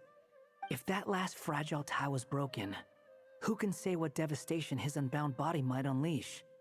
And to think I'm one of the people keeping you here, instrumental in helping change your fate. Can't say I saw it coming. Well, if it's good enough for Hat Guy, it's good enough for me. After all, he is about as odd as humans get. Excuse me? With some people, even if you try asking a simple question, they'll always give you a complicated answer. And the more you ask, the more complicated it gets. Truth is, Hat Guy's just that kind of guy. Whatever. All I needed was a yes or no, so we can quit it with all the back and forth. Hey! A letter from the Knights of Favonius! Sounds like Albedo's back and he's waiting for us on Dragonspine. No time to waste! Let's get going! So this is the other Durin, huh? If this had been the dragon that ended up being revived in Mondstadt, there's no telling what kind of calamity that people would have had to endure. So, if you think about it like that, Durin's actually a hero. No, I'm just a little envious, that's all. Actually, most of the credit belongs to Albedo. Then again, barely anyone even remembers you at this point. So I guess there's not much left to envy. Ah, so you three still remember Durin. Looks like the memory loss hasn't spread to close friends. Yet. I guess that means my memory of you must still be complete as well.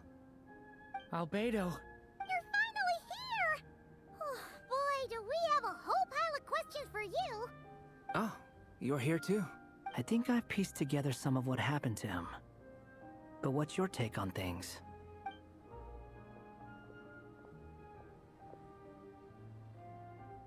Master Jean filled me in on what happened, and I've got a few theories. But let's get on the same page first.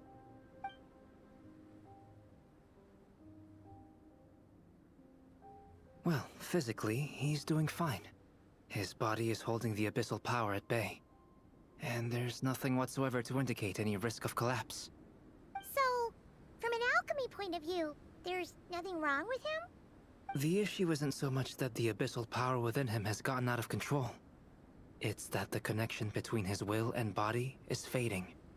If he ends up losing his conscious will, his body will fall back on its biological instincts. And that's when the abyssal power within it will take over. This book mentioned a witches' gathering.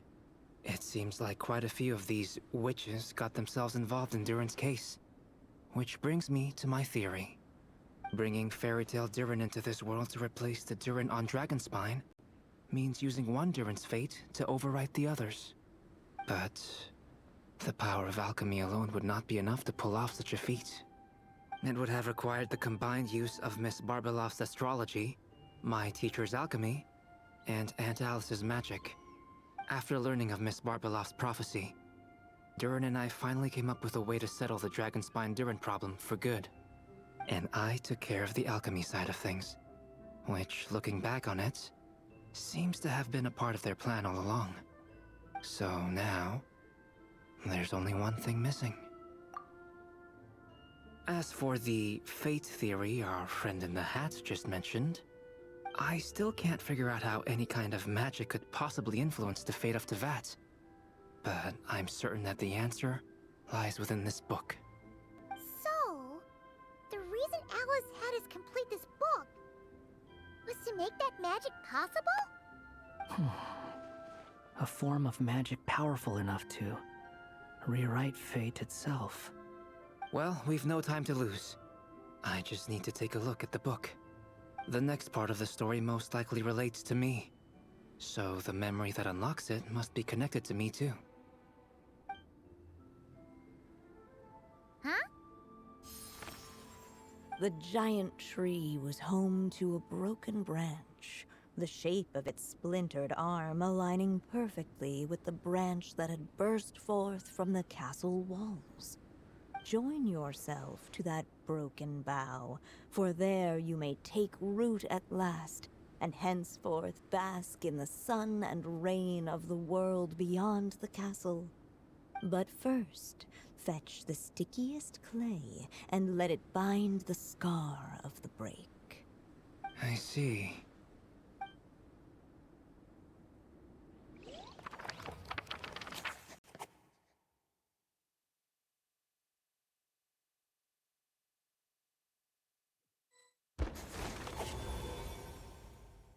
Guided by the breeze, the little dragon arrived at an alchemist's workshop. There he was greeted by a clay figure, a child molded by the sage witch's hands. Though gentle in appearance, he had inherited his mother's cold, sharp wisdom. And he was determined to avert the calamity the evil dragon would bring. And so was his helper, none other than the little dragon himself.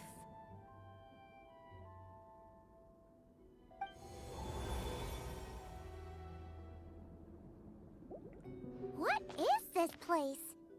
It looks like it's modeled after an alchemist's workshop. Or rather, a cliched stereotype of one. Albedo? Hold on. Why do I look like this? Oh, yeah! We forgot to tell you. Basically, the characters in the story are reflections of how Durin sees them. At least you're still human-shaped? Well, since Cat Guy has taken on a different appearance too, that must mean the two of us are both characters in the story. But you, Paimon, and Durin haven't changed at all. You must be special figures in some way. I'd like to know more about that too. But seeing as none of them can explain it, let's just concentrate on moving the plot forward.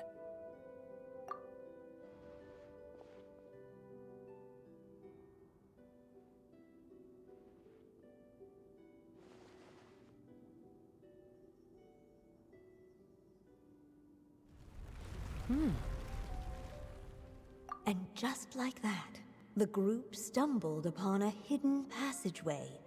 Intricately crafted, it seemed to lead them towards another exciting chapter of the tale. Come on! What are we waiting for? Next chapter, here we come! Ouch! But this was a chapter that had not yet been written. Ahead of them was a storyless void, and they could go no further.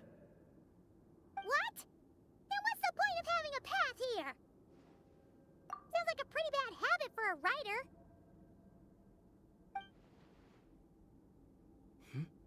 Over here. I found something. What the clay figure found was none other than the evil dragon's heart itself. Though the creature had perished long ago, its heart was still there, pulsing away and growing warmer with every beat. And the clay alchemist knew what it meant. That the evil dragon would return one day, just as the prophecy had foretold. Yet, guided by his mother's wisdom, he foresaw another fate. If only the alchemist could bestow this heart upon the little dragon, he might be reborn in the evil dragon's stead. Only then would the evil dragon's heart grow still, and the little one inherit its tale. Sounds like this chapter's about Albedo bringing me to life? If that really was the solution, though, this would have been over the minute I finished the transmutation. So why is Durin still being forgotten? There has to be some other reason. Yeah, I'd like to explore the area a bit more.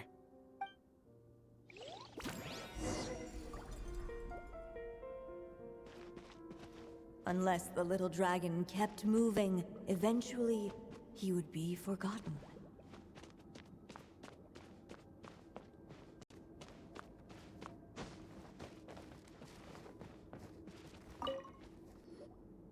There you are. Oh, hello there. Hey, it's Mini Durin again! What are you doing holed up in here? I was worried I'd scare everyone off, so I've been hiding out here all this time. You must be really nervous, huh? I guess I am a little nervous, but I'm also excited. I'm gonna get to stop the evil dragon and even become a human. It's all thanks to that clay man. He's the one who talked me into it. And once I'm a human, I'll be able to make loads of friends and do tons of important things. You'll make lots of friends, that's for sure. And go on many unforgettable adventures. I'm so glad to hear it. The only thing is, the clay man said becoming human isn't gonna be easy. So I'm feeling a little anxious too. He's right about that. Even if you manage to become a human, there will always be tougher challenges on the road ahead. Really? But even so, your friends will be there to help you. Oh? Then I'm not afraid. Funny, isn't it? After talking to you, I'm not afraid anymore either. So, are you ready now? Yep, I'm ready to become a human. What the clay figure found was none other than the evil dragon's heart itself. Though the creature had perished long ago, its heart was still there, pulsing away and growing warmer with every beat. And the clay alchemist knew what it meant. That the evil dragon would return one day, just as the prophecy had foretold. Yet, guided by his mother's wisdom, he foresaw another fate. If only the alchemist could bestow this heart upon the little dragon, he might be reborn in the evil dragon's stead. Only then would the evil dragon's heart grow still, and the little one inherit its tale. At last, the little dragon accepted the evil dragon's heart, and a new life came into being. The evil dragon's heart beat in his chest, and the little dragon's soul guided him forward. Thus did the prophecy hold true, even as fate had been rewritten. And so was the little dragon born anew.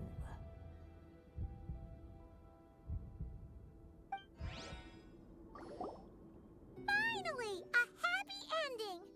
That must be the last step, right? Woohoo! We completed the story!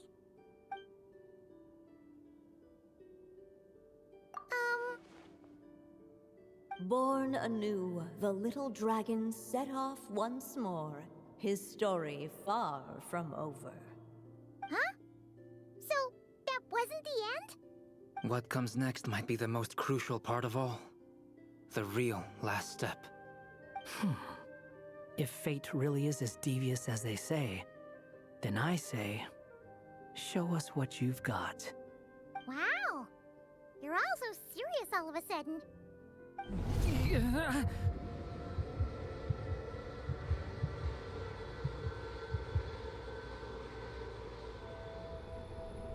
Durin, are you alright?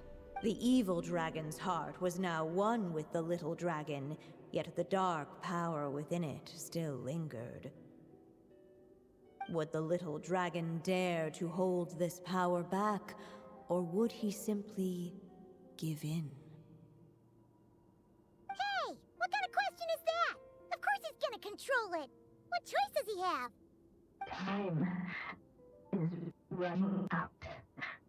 So, will the little dragon dare to hold this power back? Or will he simply give in? What's up with the narrator?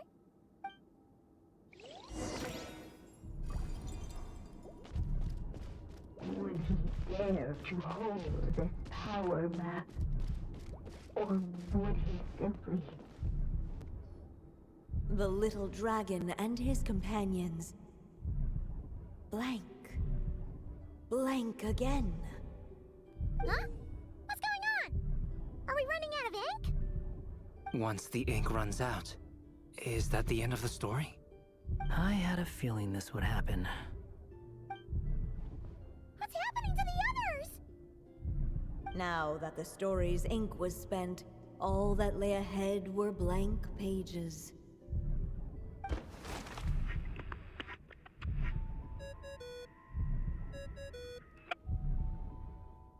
Hello, children. If you're hearing this recording, it's because you've reached a certain ending. You may have noticed that little Durin's experiences have been written into the pages of this book. Well, you should know that in the same way, its ending will also be written onto him. So be careful, because triggering a bad ending could be somewhat problematic. Let me guess, you're upset that I didn't warn you earlier? Don't worry though, I've thought it all through. I built a very special feature into this book, just for you, the witnesses of this tale. So, go ahead, see if you can turn back the pages. If you're not happy with the ending you've reached, just flip back a few pages and let the tale unfold once more. Pretty incredible, huh? That's the power of magic.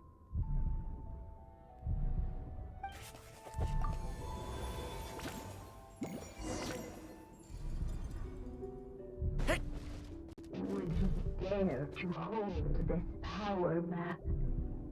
Or would he simply give in? Ahead of them was a storyless void, and they could go no further.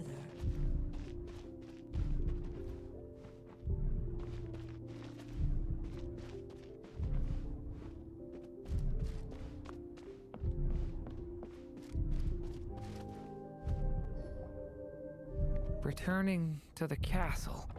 I just never thought crossing over into a new world would create so much trouble. All I wanted was to make some friends. I'm starting to think I kind of miss being in Simulanka.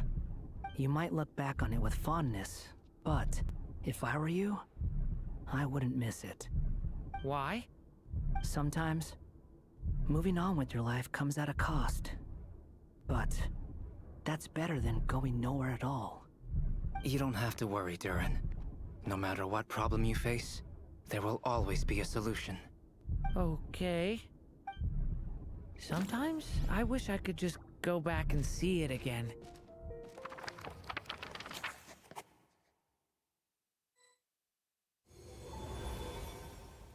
As the little dragon slipped back inside the castle's walls, the clamor of the outside world fell away.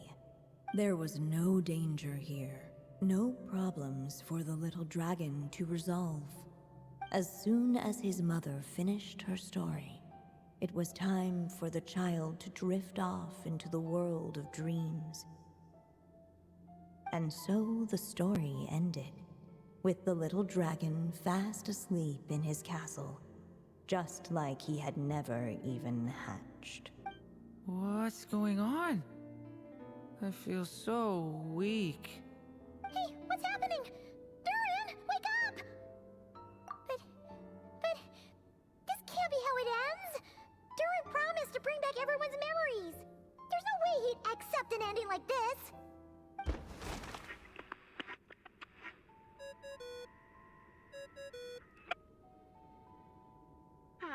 Looks like you've discovered another possible ending. Do not lose hope. You just need to keep searching, for there are possibilities that only you can bring to life.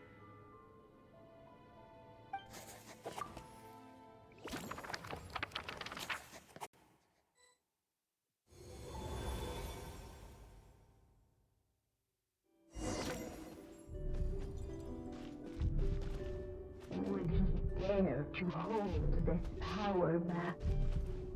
Or would he simply give? Ahead of them was a storyless void, and they could go no further. Would he?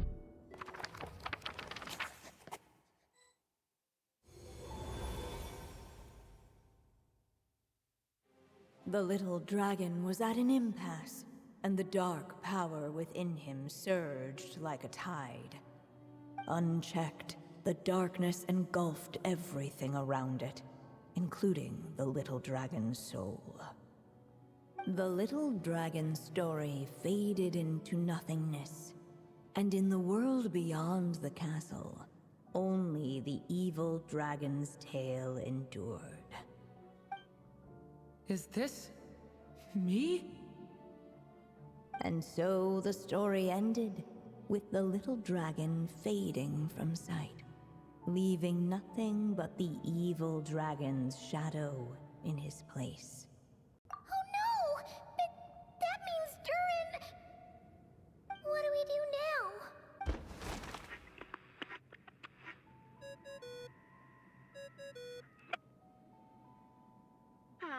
Looks like you've discovered another possible ending.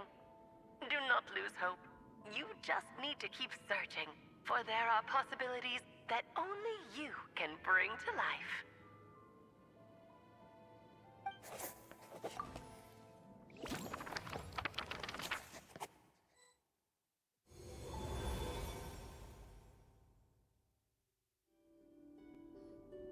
What's going on here? Why isn't the story letting Durin just suppress the abyssal power? It keeps getting stuck.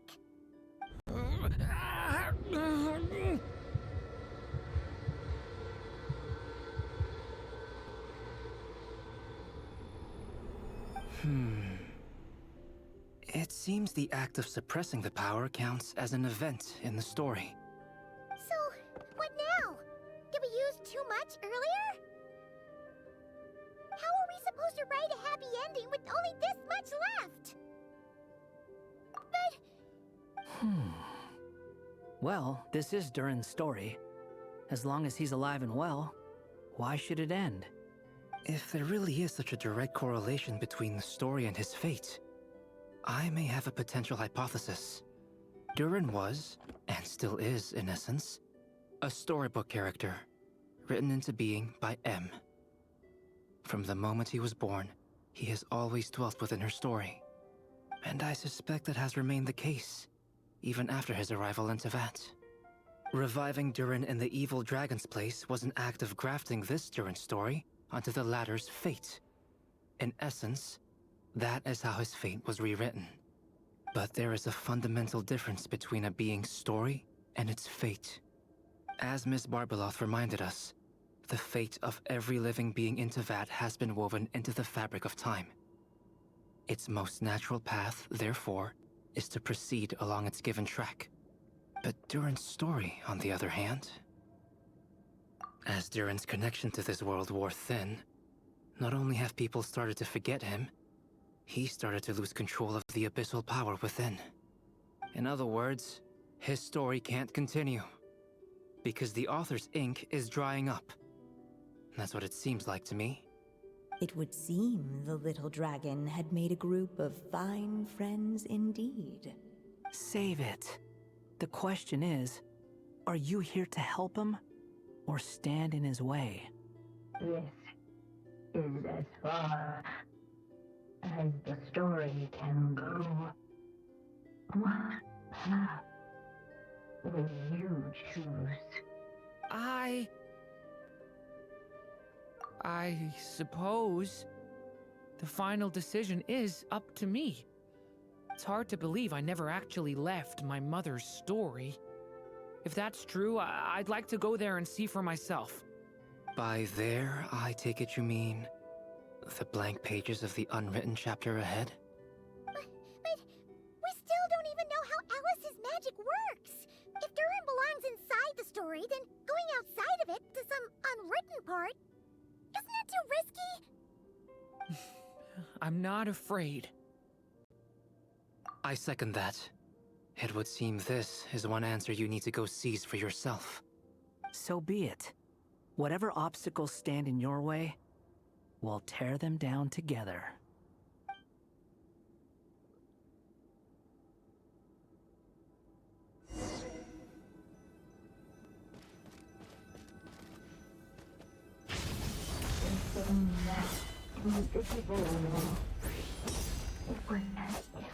The little dragon is staring at the uncrossable edge of existence. And all of a sudden it began to fracture as if struck by some transcendent will.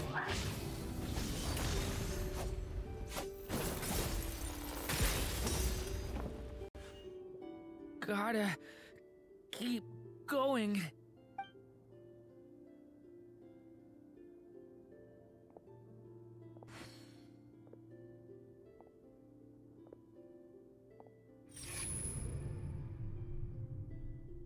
Ahead lies only a stormless void.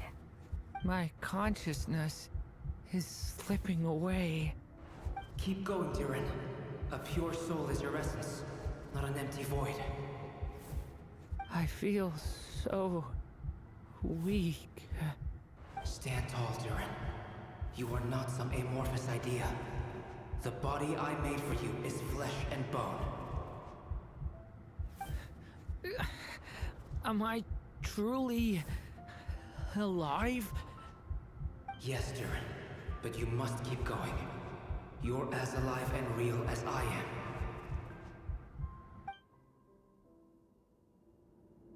I can't feel a connection.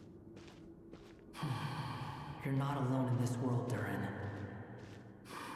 At the very least, you have me.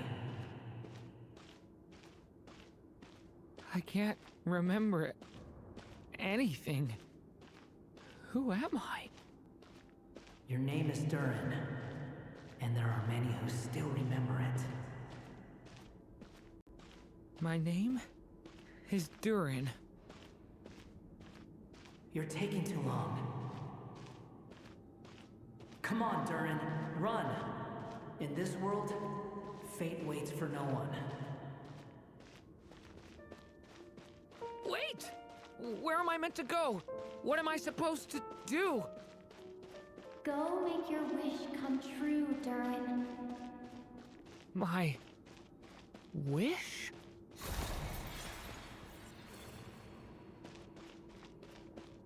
Your story's not over yet.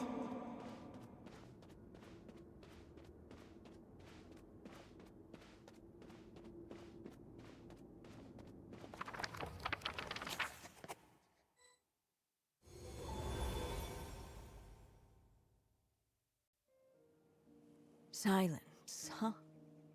Have you nothing to say about my proposal? Let me get this straight. You want to graft your story onto this unfinished thread of fate, and in doing so, not only rewrite that fate, but allow the story to live on. Quite the brilliant idea. Still, the story's survival depends entirely on whether the author keeps writing. Exactly. And the moment foretold by the prophecy is still centuries away. I see. I thought my own ignorance might be the problem.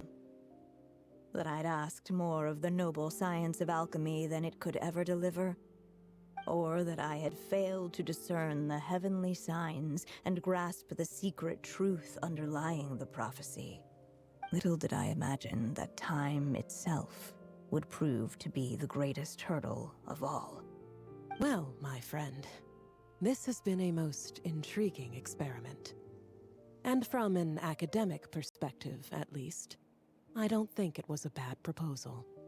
Someday, the prophecy will come to pass. So remember, my friend, much like the stars themselves, there will always be something that transcends the test of time. Thank you, everyone. You've helped me so much already. But, Alice, I still have one final favor to ask of you. Will you lend me your magic one last time, just enough for me to keep his story alive until the prophecy is fulfilled? You mean you want me to extend your lifespan? No, not in that sense. As Rheindotter once told me, the laws governing life and death are among the most unyielding in this world. I'm well aware of that. Whether it lasts a day or an age, the span of one's life is determined by fate alone. If I tried to breach that law by force, I'm afraid I would lose what makes me human. This is not a path I want to go down. If I am to die, then I shall die a human. So what is it that you want me to do? I would like you to send this pen of mine into the future. I see. Then perhaps there really is a way I can help. I could create a kind of story magic to take over the writing once you're gone. Oh, but for it to work, you would need to provide enough of your own words for it to learn from. How much? Oh, an immense amount. So much, in fact, that you would have to spend the rest of your life writing. And even then, I'm sorry to say, it would not last forever. No matter how much you write, there is a limit to the number of words you can leave behind. But the world itself will never stop changing. Someday, perhaps, even your entire corpus will not be enough for the magic to continue describing this world. And when that happens, the story will end. Still, it's worth a try.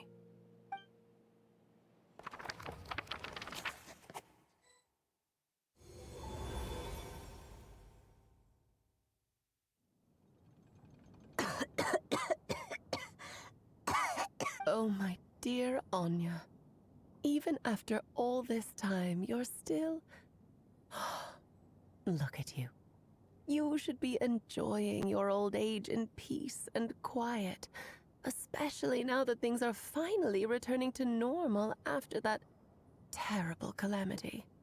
Once he leaves Simulanka, things will only get more complicated. If his story is to continue, there needs to be more material for the magic to draw upon. I'll just have to skip over some of the less important details. Anya, why do you insist on sending him out of the storybook world?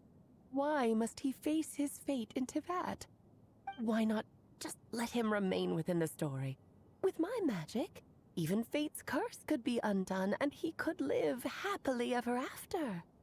I suppose. In fairy tales, all it takes is a heartfelt wish. And even a wooden puppet can turn himself into a real boy and live happily ever after. That's just how fairy tales end, isn't it? But have you ever wondered what happens to the main character after the ever after? Tell me, Alice, in your eyes, what would be a writer's greatest regret? To leave a story without an ending. Not a bad answer. It's true, many writers come to consider that their greatest regret. But I see things differently. My greatest regret is that every story I write has to come to an end in the first place. Anya. No matter how brilliantly a character shines, the moment their story ends, their potential is lost forever.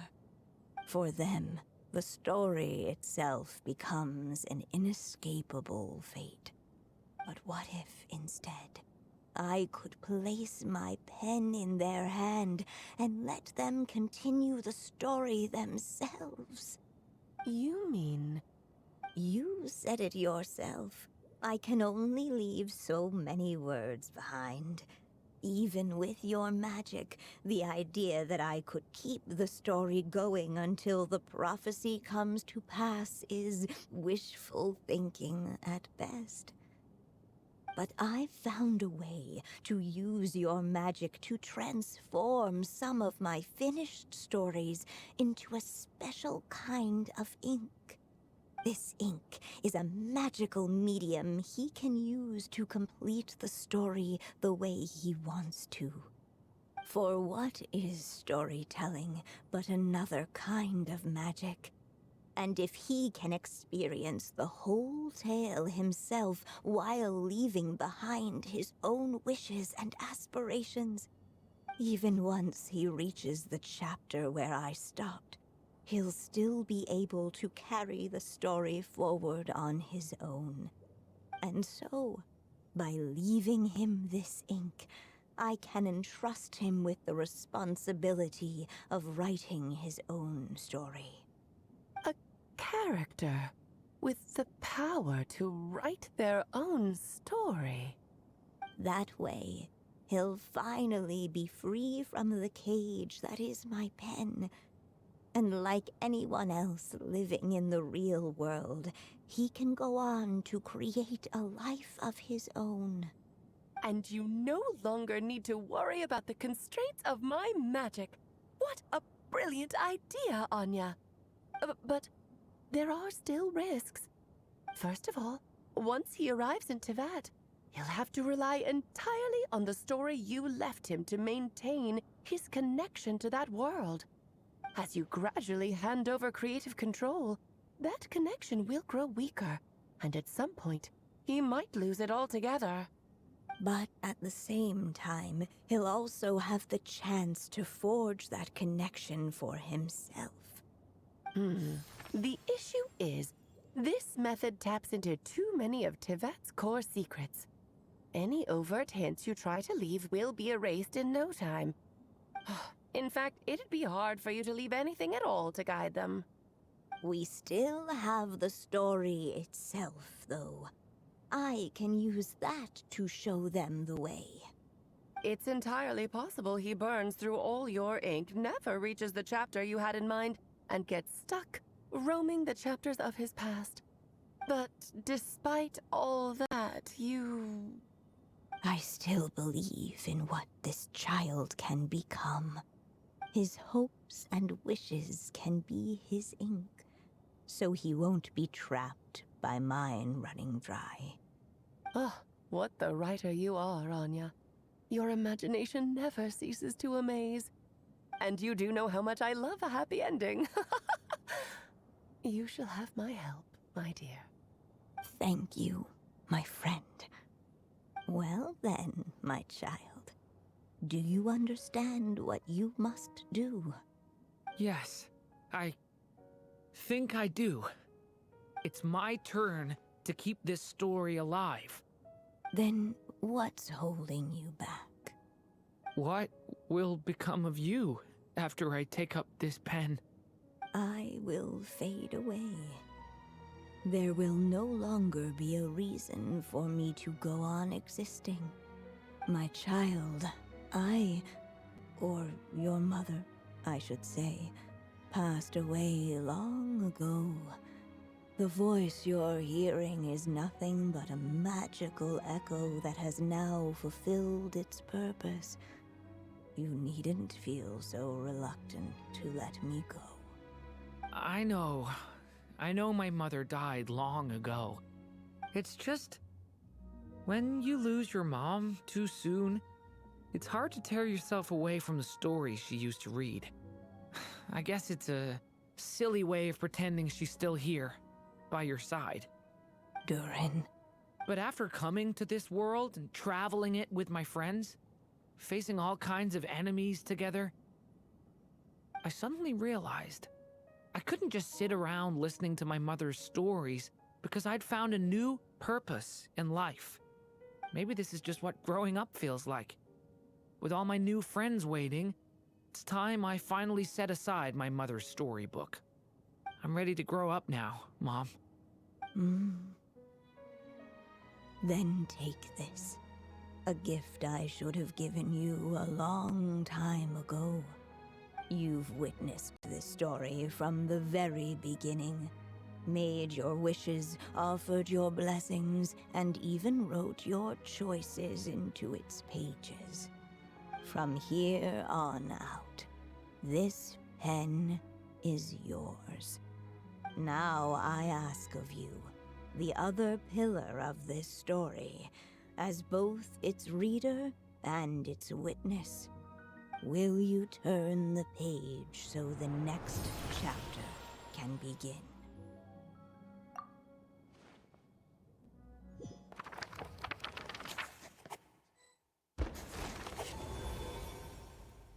Suddenly, and without warning, the powers of darkness struck.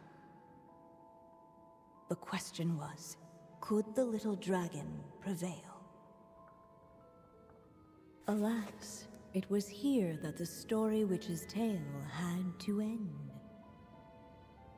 But Durin's tale, on the other hand, had only just begun. Stepping into his mother's memories, he picked up her pen. And so the story that was ending began anew. He had made up his mind to challenge the fate that barred the way ahead.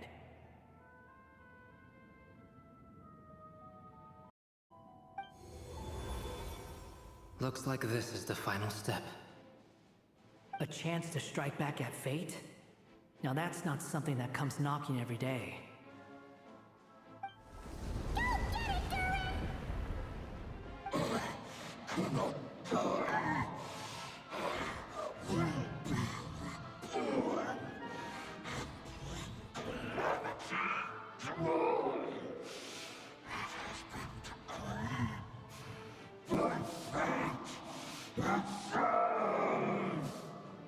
No, that fate no longer defines me. In the end, only my story shall endure.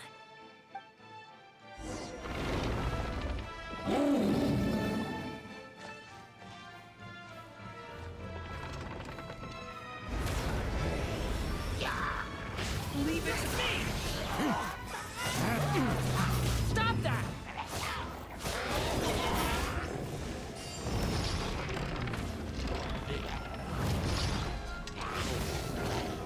Thunder! The abyss is burning shadow!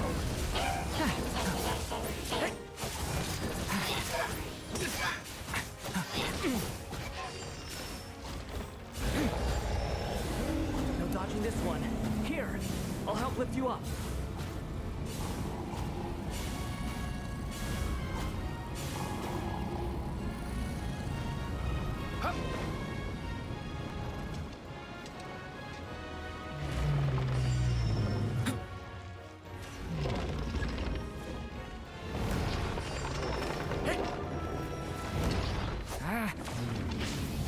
Only my story shall endure.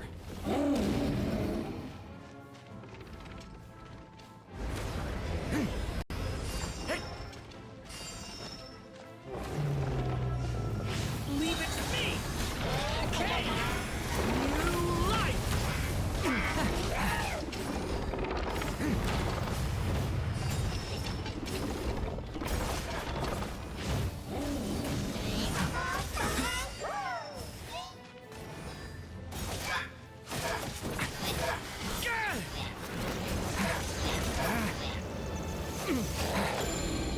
Stay back!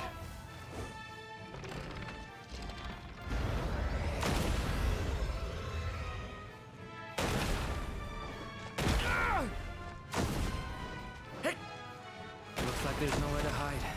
Here, I'll cover for you.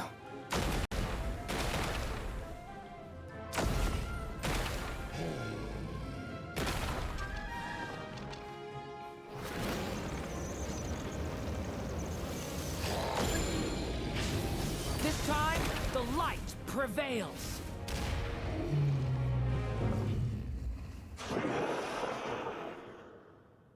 Thank you, Mom. And so it was that Durin defeated the darkness and rewrote his fate. But his story is far from over.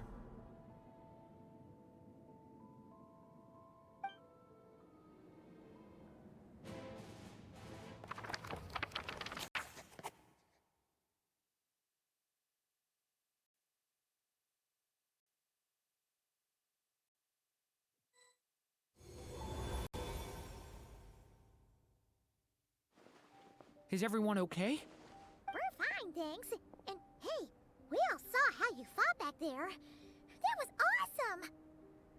I have to admit, I do feel like something in me has changed. I owe you all so much. Without your help, I don't know if I could have ever made it this far. Just a shame I could only help out from the sidelines. Like I said before, it's not every day that you get to put fate in its place. Well, I'm sure you'll hear it someday. Hear what? The chance to strike back at fate knocking at your door. Yeah, maybe someday. Allow me to just check one thing.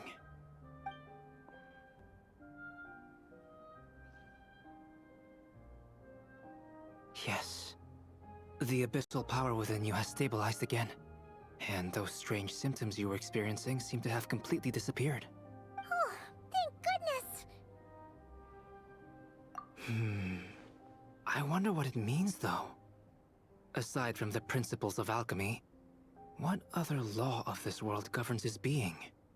Look, it all turned out fine, so just leave it at that. Now that this one's out of danger, it's time for me to get out of here. You're leaving so soon? Well, don't humans usually throw a party after something like this? A party? Do I look like that kind of guy? Anyway, come find me again next time you're in trouble. That's what friends are for, right? In a way, though, he is right. This is Durin's moment to celebrate, not the time for academic discussions. Hey, I don't blame you for asking. And honestly, I'd be perfectly happy to talk about it. It's just, I wouldn't even know where to start. It's all right. I'm sure we'll get a chance at some point. After all, your story's only just begun. All right then. Traveler and Paimon, we'll part ways here. Given the extraordinary nature of the things we witnessed today, I need to make sure it's all recorded properly.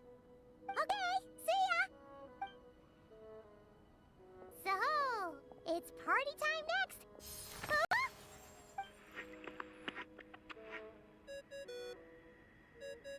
Congratulations on completing your mission.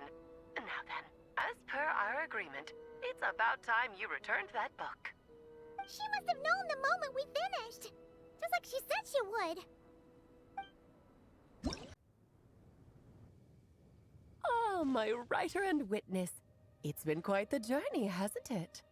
You had special plans for the Traveler from the start, didn't you? But of course, that goes without saying. For a story to live on, it needs both a writer and a reader. Only then can my magic take effect. I chose the Traveler as the witness because of the special nature of who she is. It's not easy finding someone with that kind of background, you know. For a moment, I even considered taking the role myself. At least it made for an interesting story, right? Huh? What are you doing here, tone-deaf bard? With the Hexenzirkel carrying out such a risky experiment in Mondstadt, it didn't cross your minds that the Animo Archon might be slightly curious? Sorry for the trouble, Lord Barbados. Think nothing of it. I dare say the Animo Archon quite enjoyed coming along for the ride.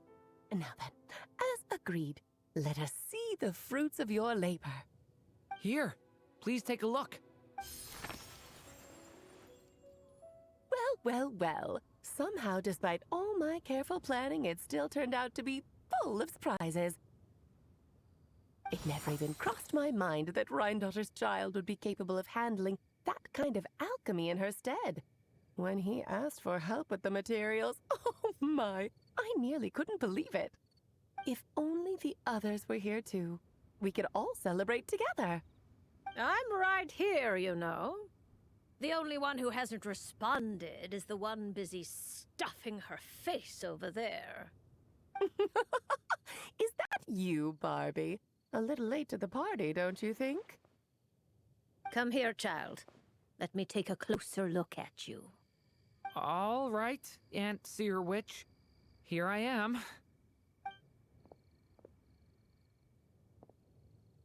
Just as I thought.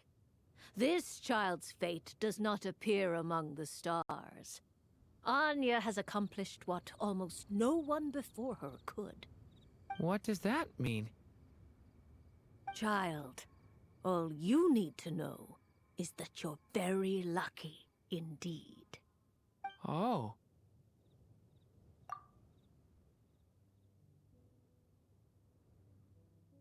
Just like how she was in the story, huh? Tell me, little Durin, what will you do next? I, for one, cannot wait to see how your story unfolds.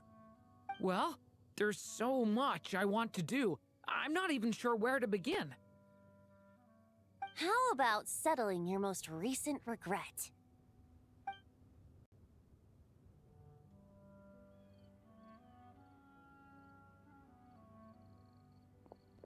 Not so fast, tone-deaf bard. What exactly did you just tell Durin to do?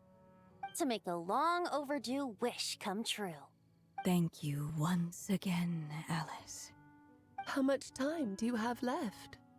I believe these should be my final moments. Just enough time to say goodbye to my dearest friend. This feels like having to say our final goodbyes all over again. I don't like it. Not one bit. I don't know how to respond to that. Strange. You were always such a cheerful figure in my stories. I even dubbed you the Merry Witch, you know. Oh, please. You know full well it was your stories that first taught me what true pain and sadness felt like. Oh. Aside from saying goodbye to me, shouldn't you also leave a few words for the child? Since the book will be his to continue, why don't you write him a little parting note? There's no need. His mother already did that long, long ago. All that remains is for me to convey it on her behalf.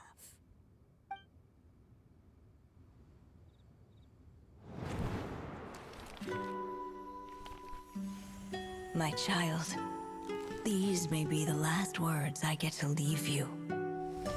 I've always thought of the characters in my stories as my children, loving each one of them, just like a mother would. But you are the most extraordinary of them all. You alone can defy the fate of this world. and write the perfect ending to my story. You alone shall leave these pages for a future I will not see. Still I say to you, fly, my sweet child. Just like a forest breeze yearns for the open sky, head into the unknown and seek an adventure to call your own. If you meet a dragon bright as 1,000 jewels, dance through the air together. You are not alone, for this world has accepted your place in it. Do not lose heart. You still have many wishes left to fulfill.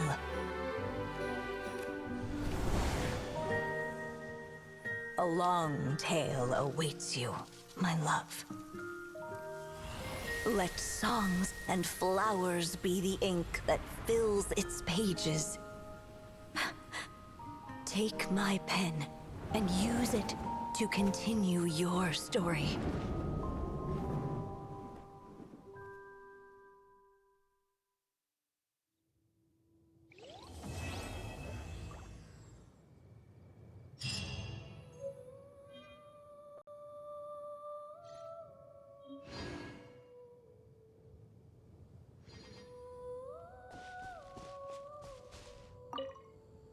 There you go! Your very own copy of the book. We wouldn't want one of the story's key witnesses to leave empty-handed now, would we? Of course, this copy isn't magical in the same way, but rest assured, all the twists and turns are still there.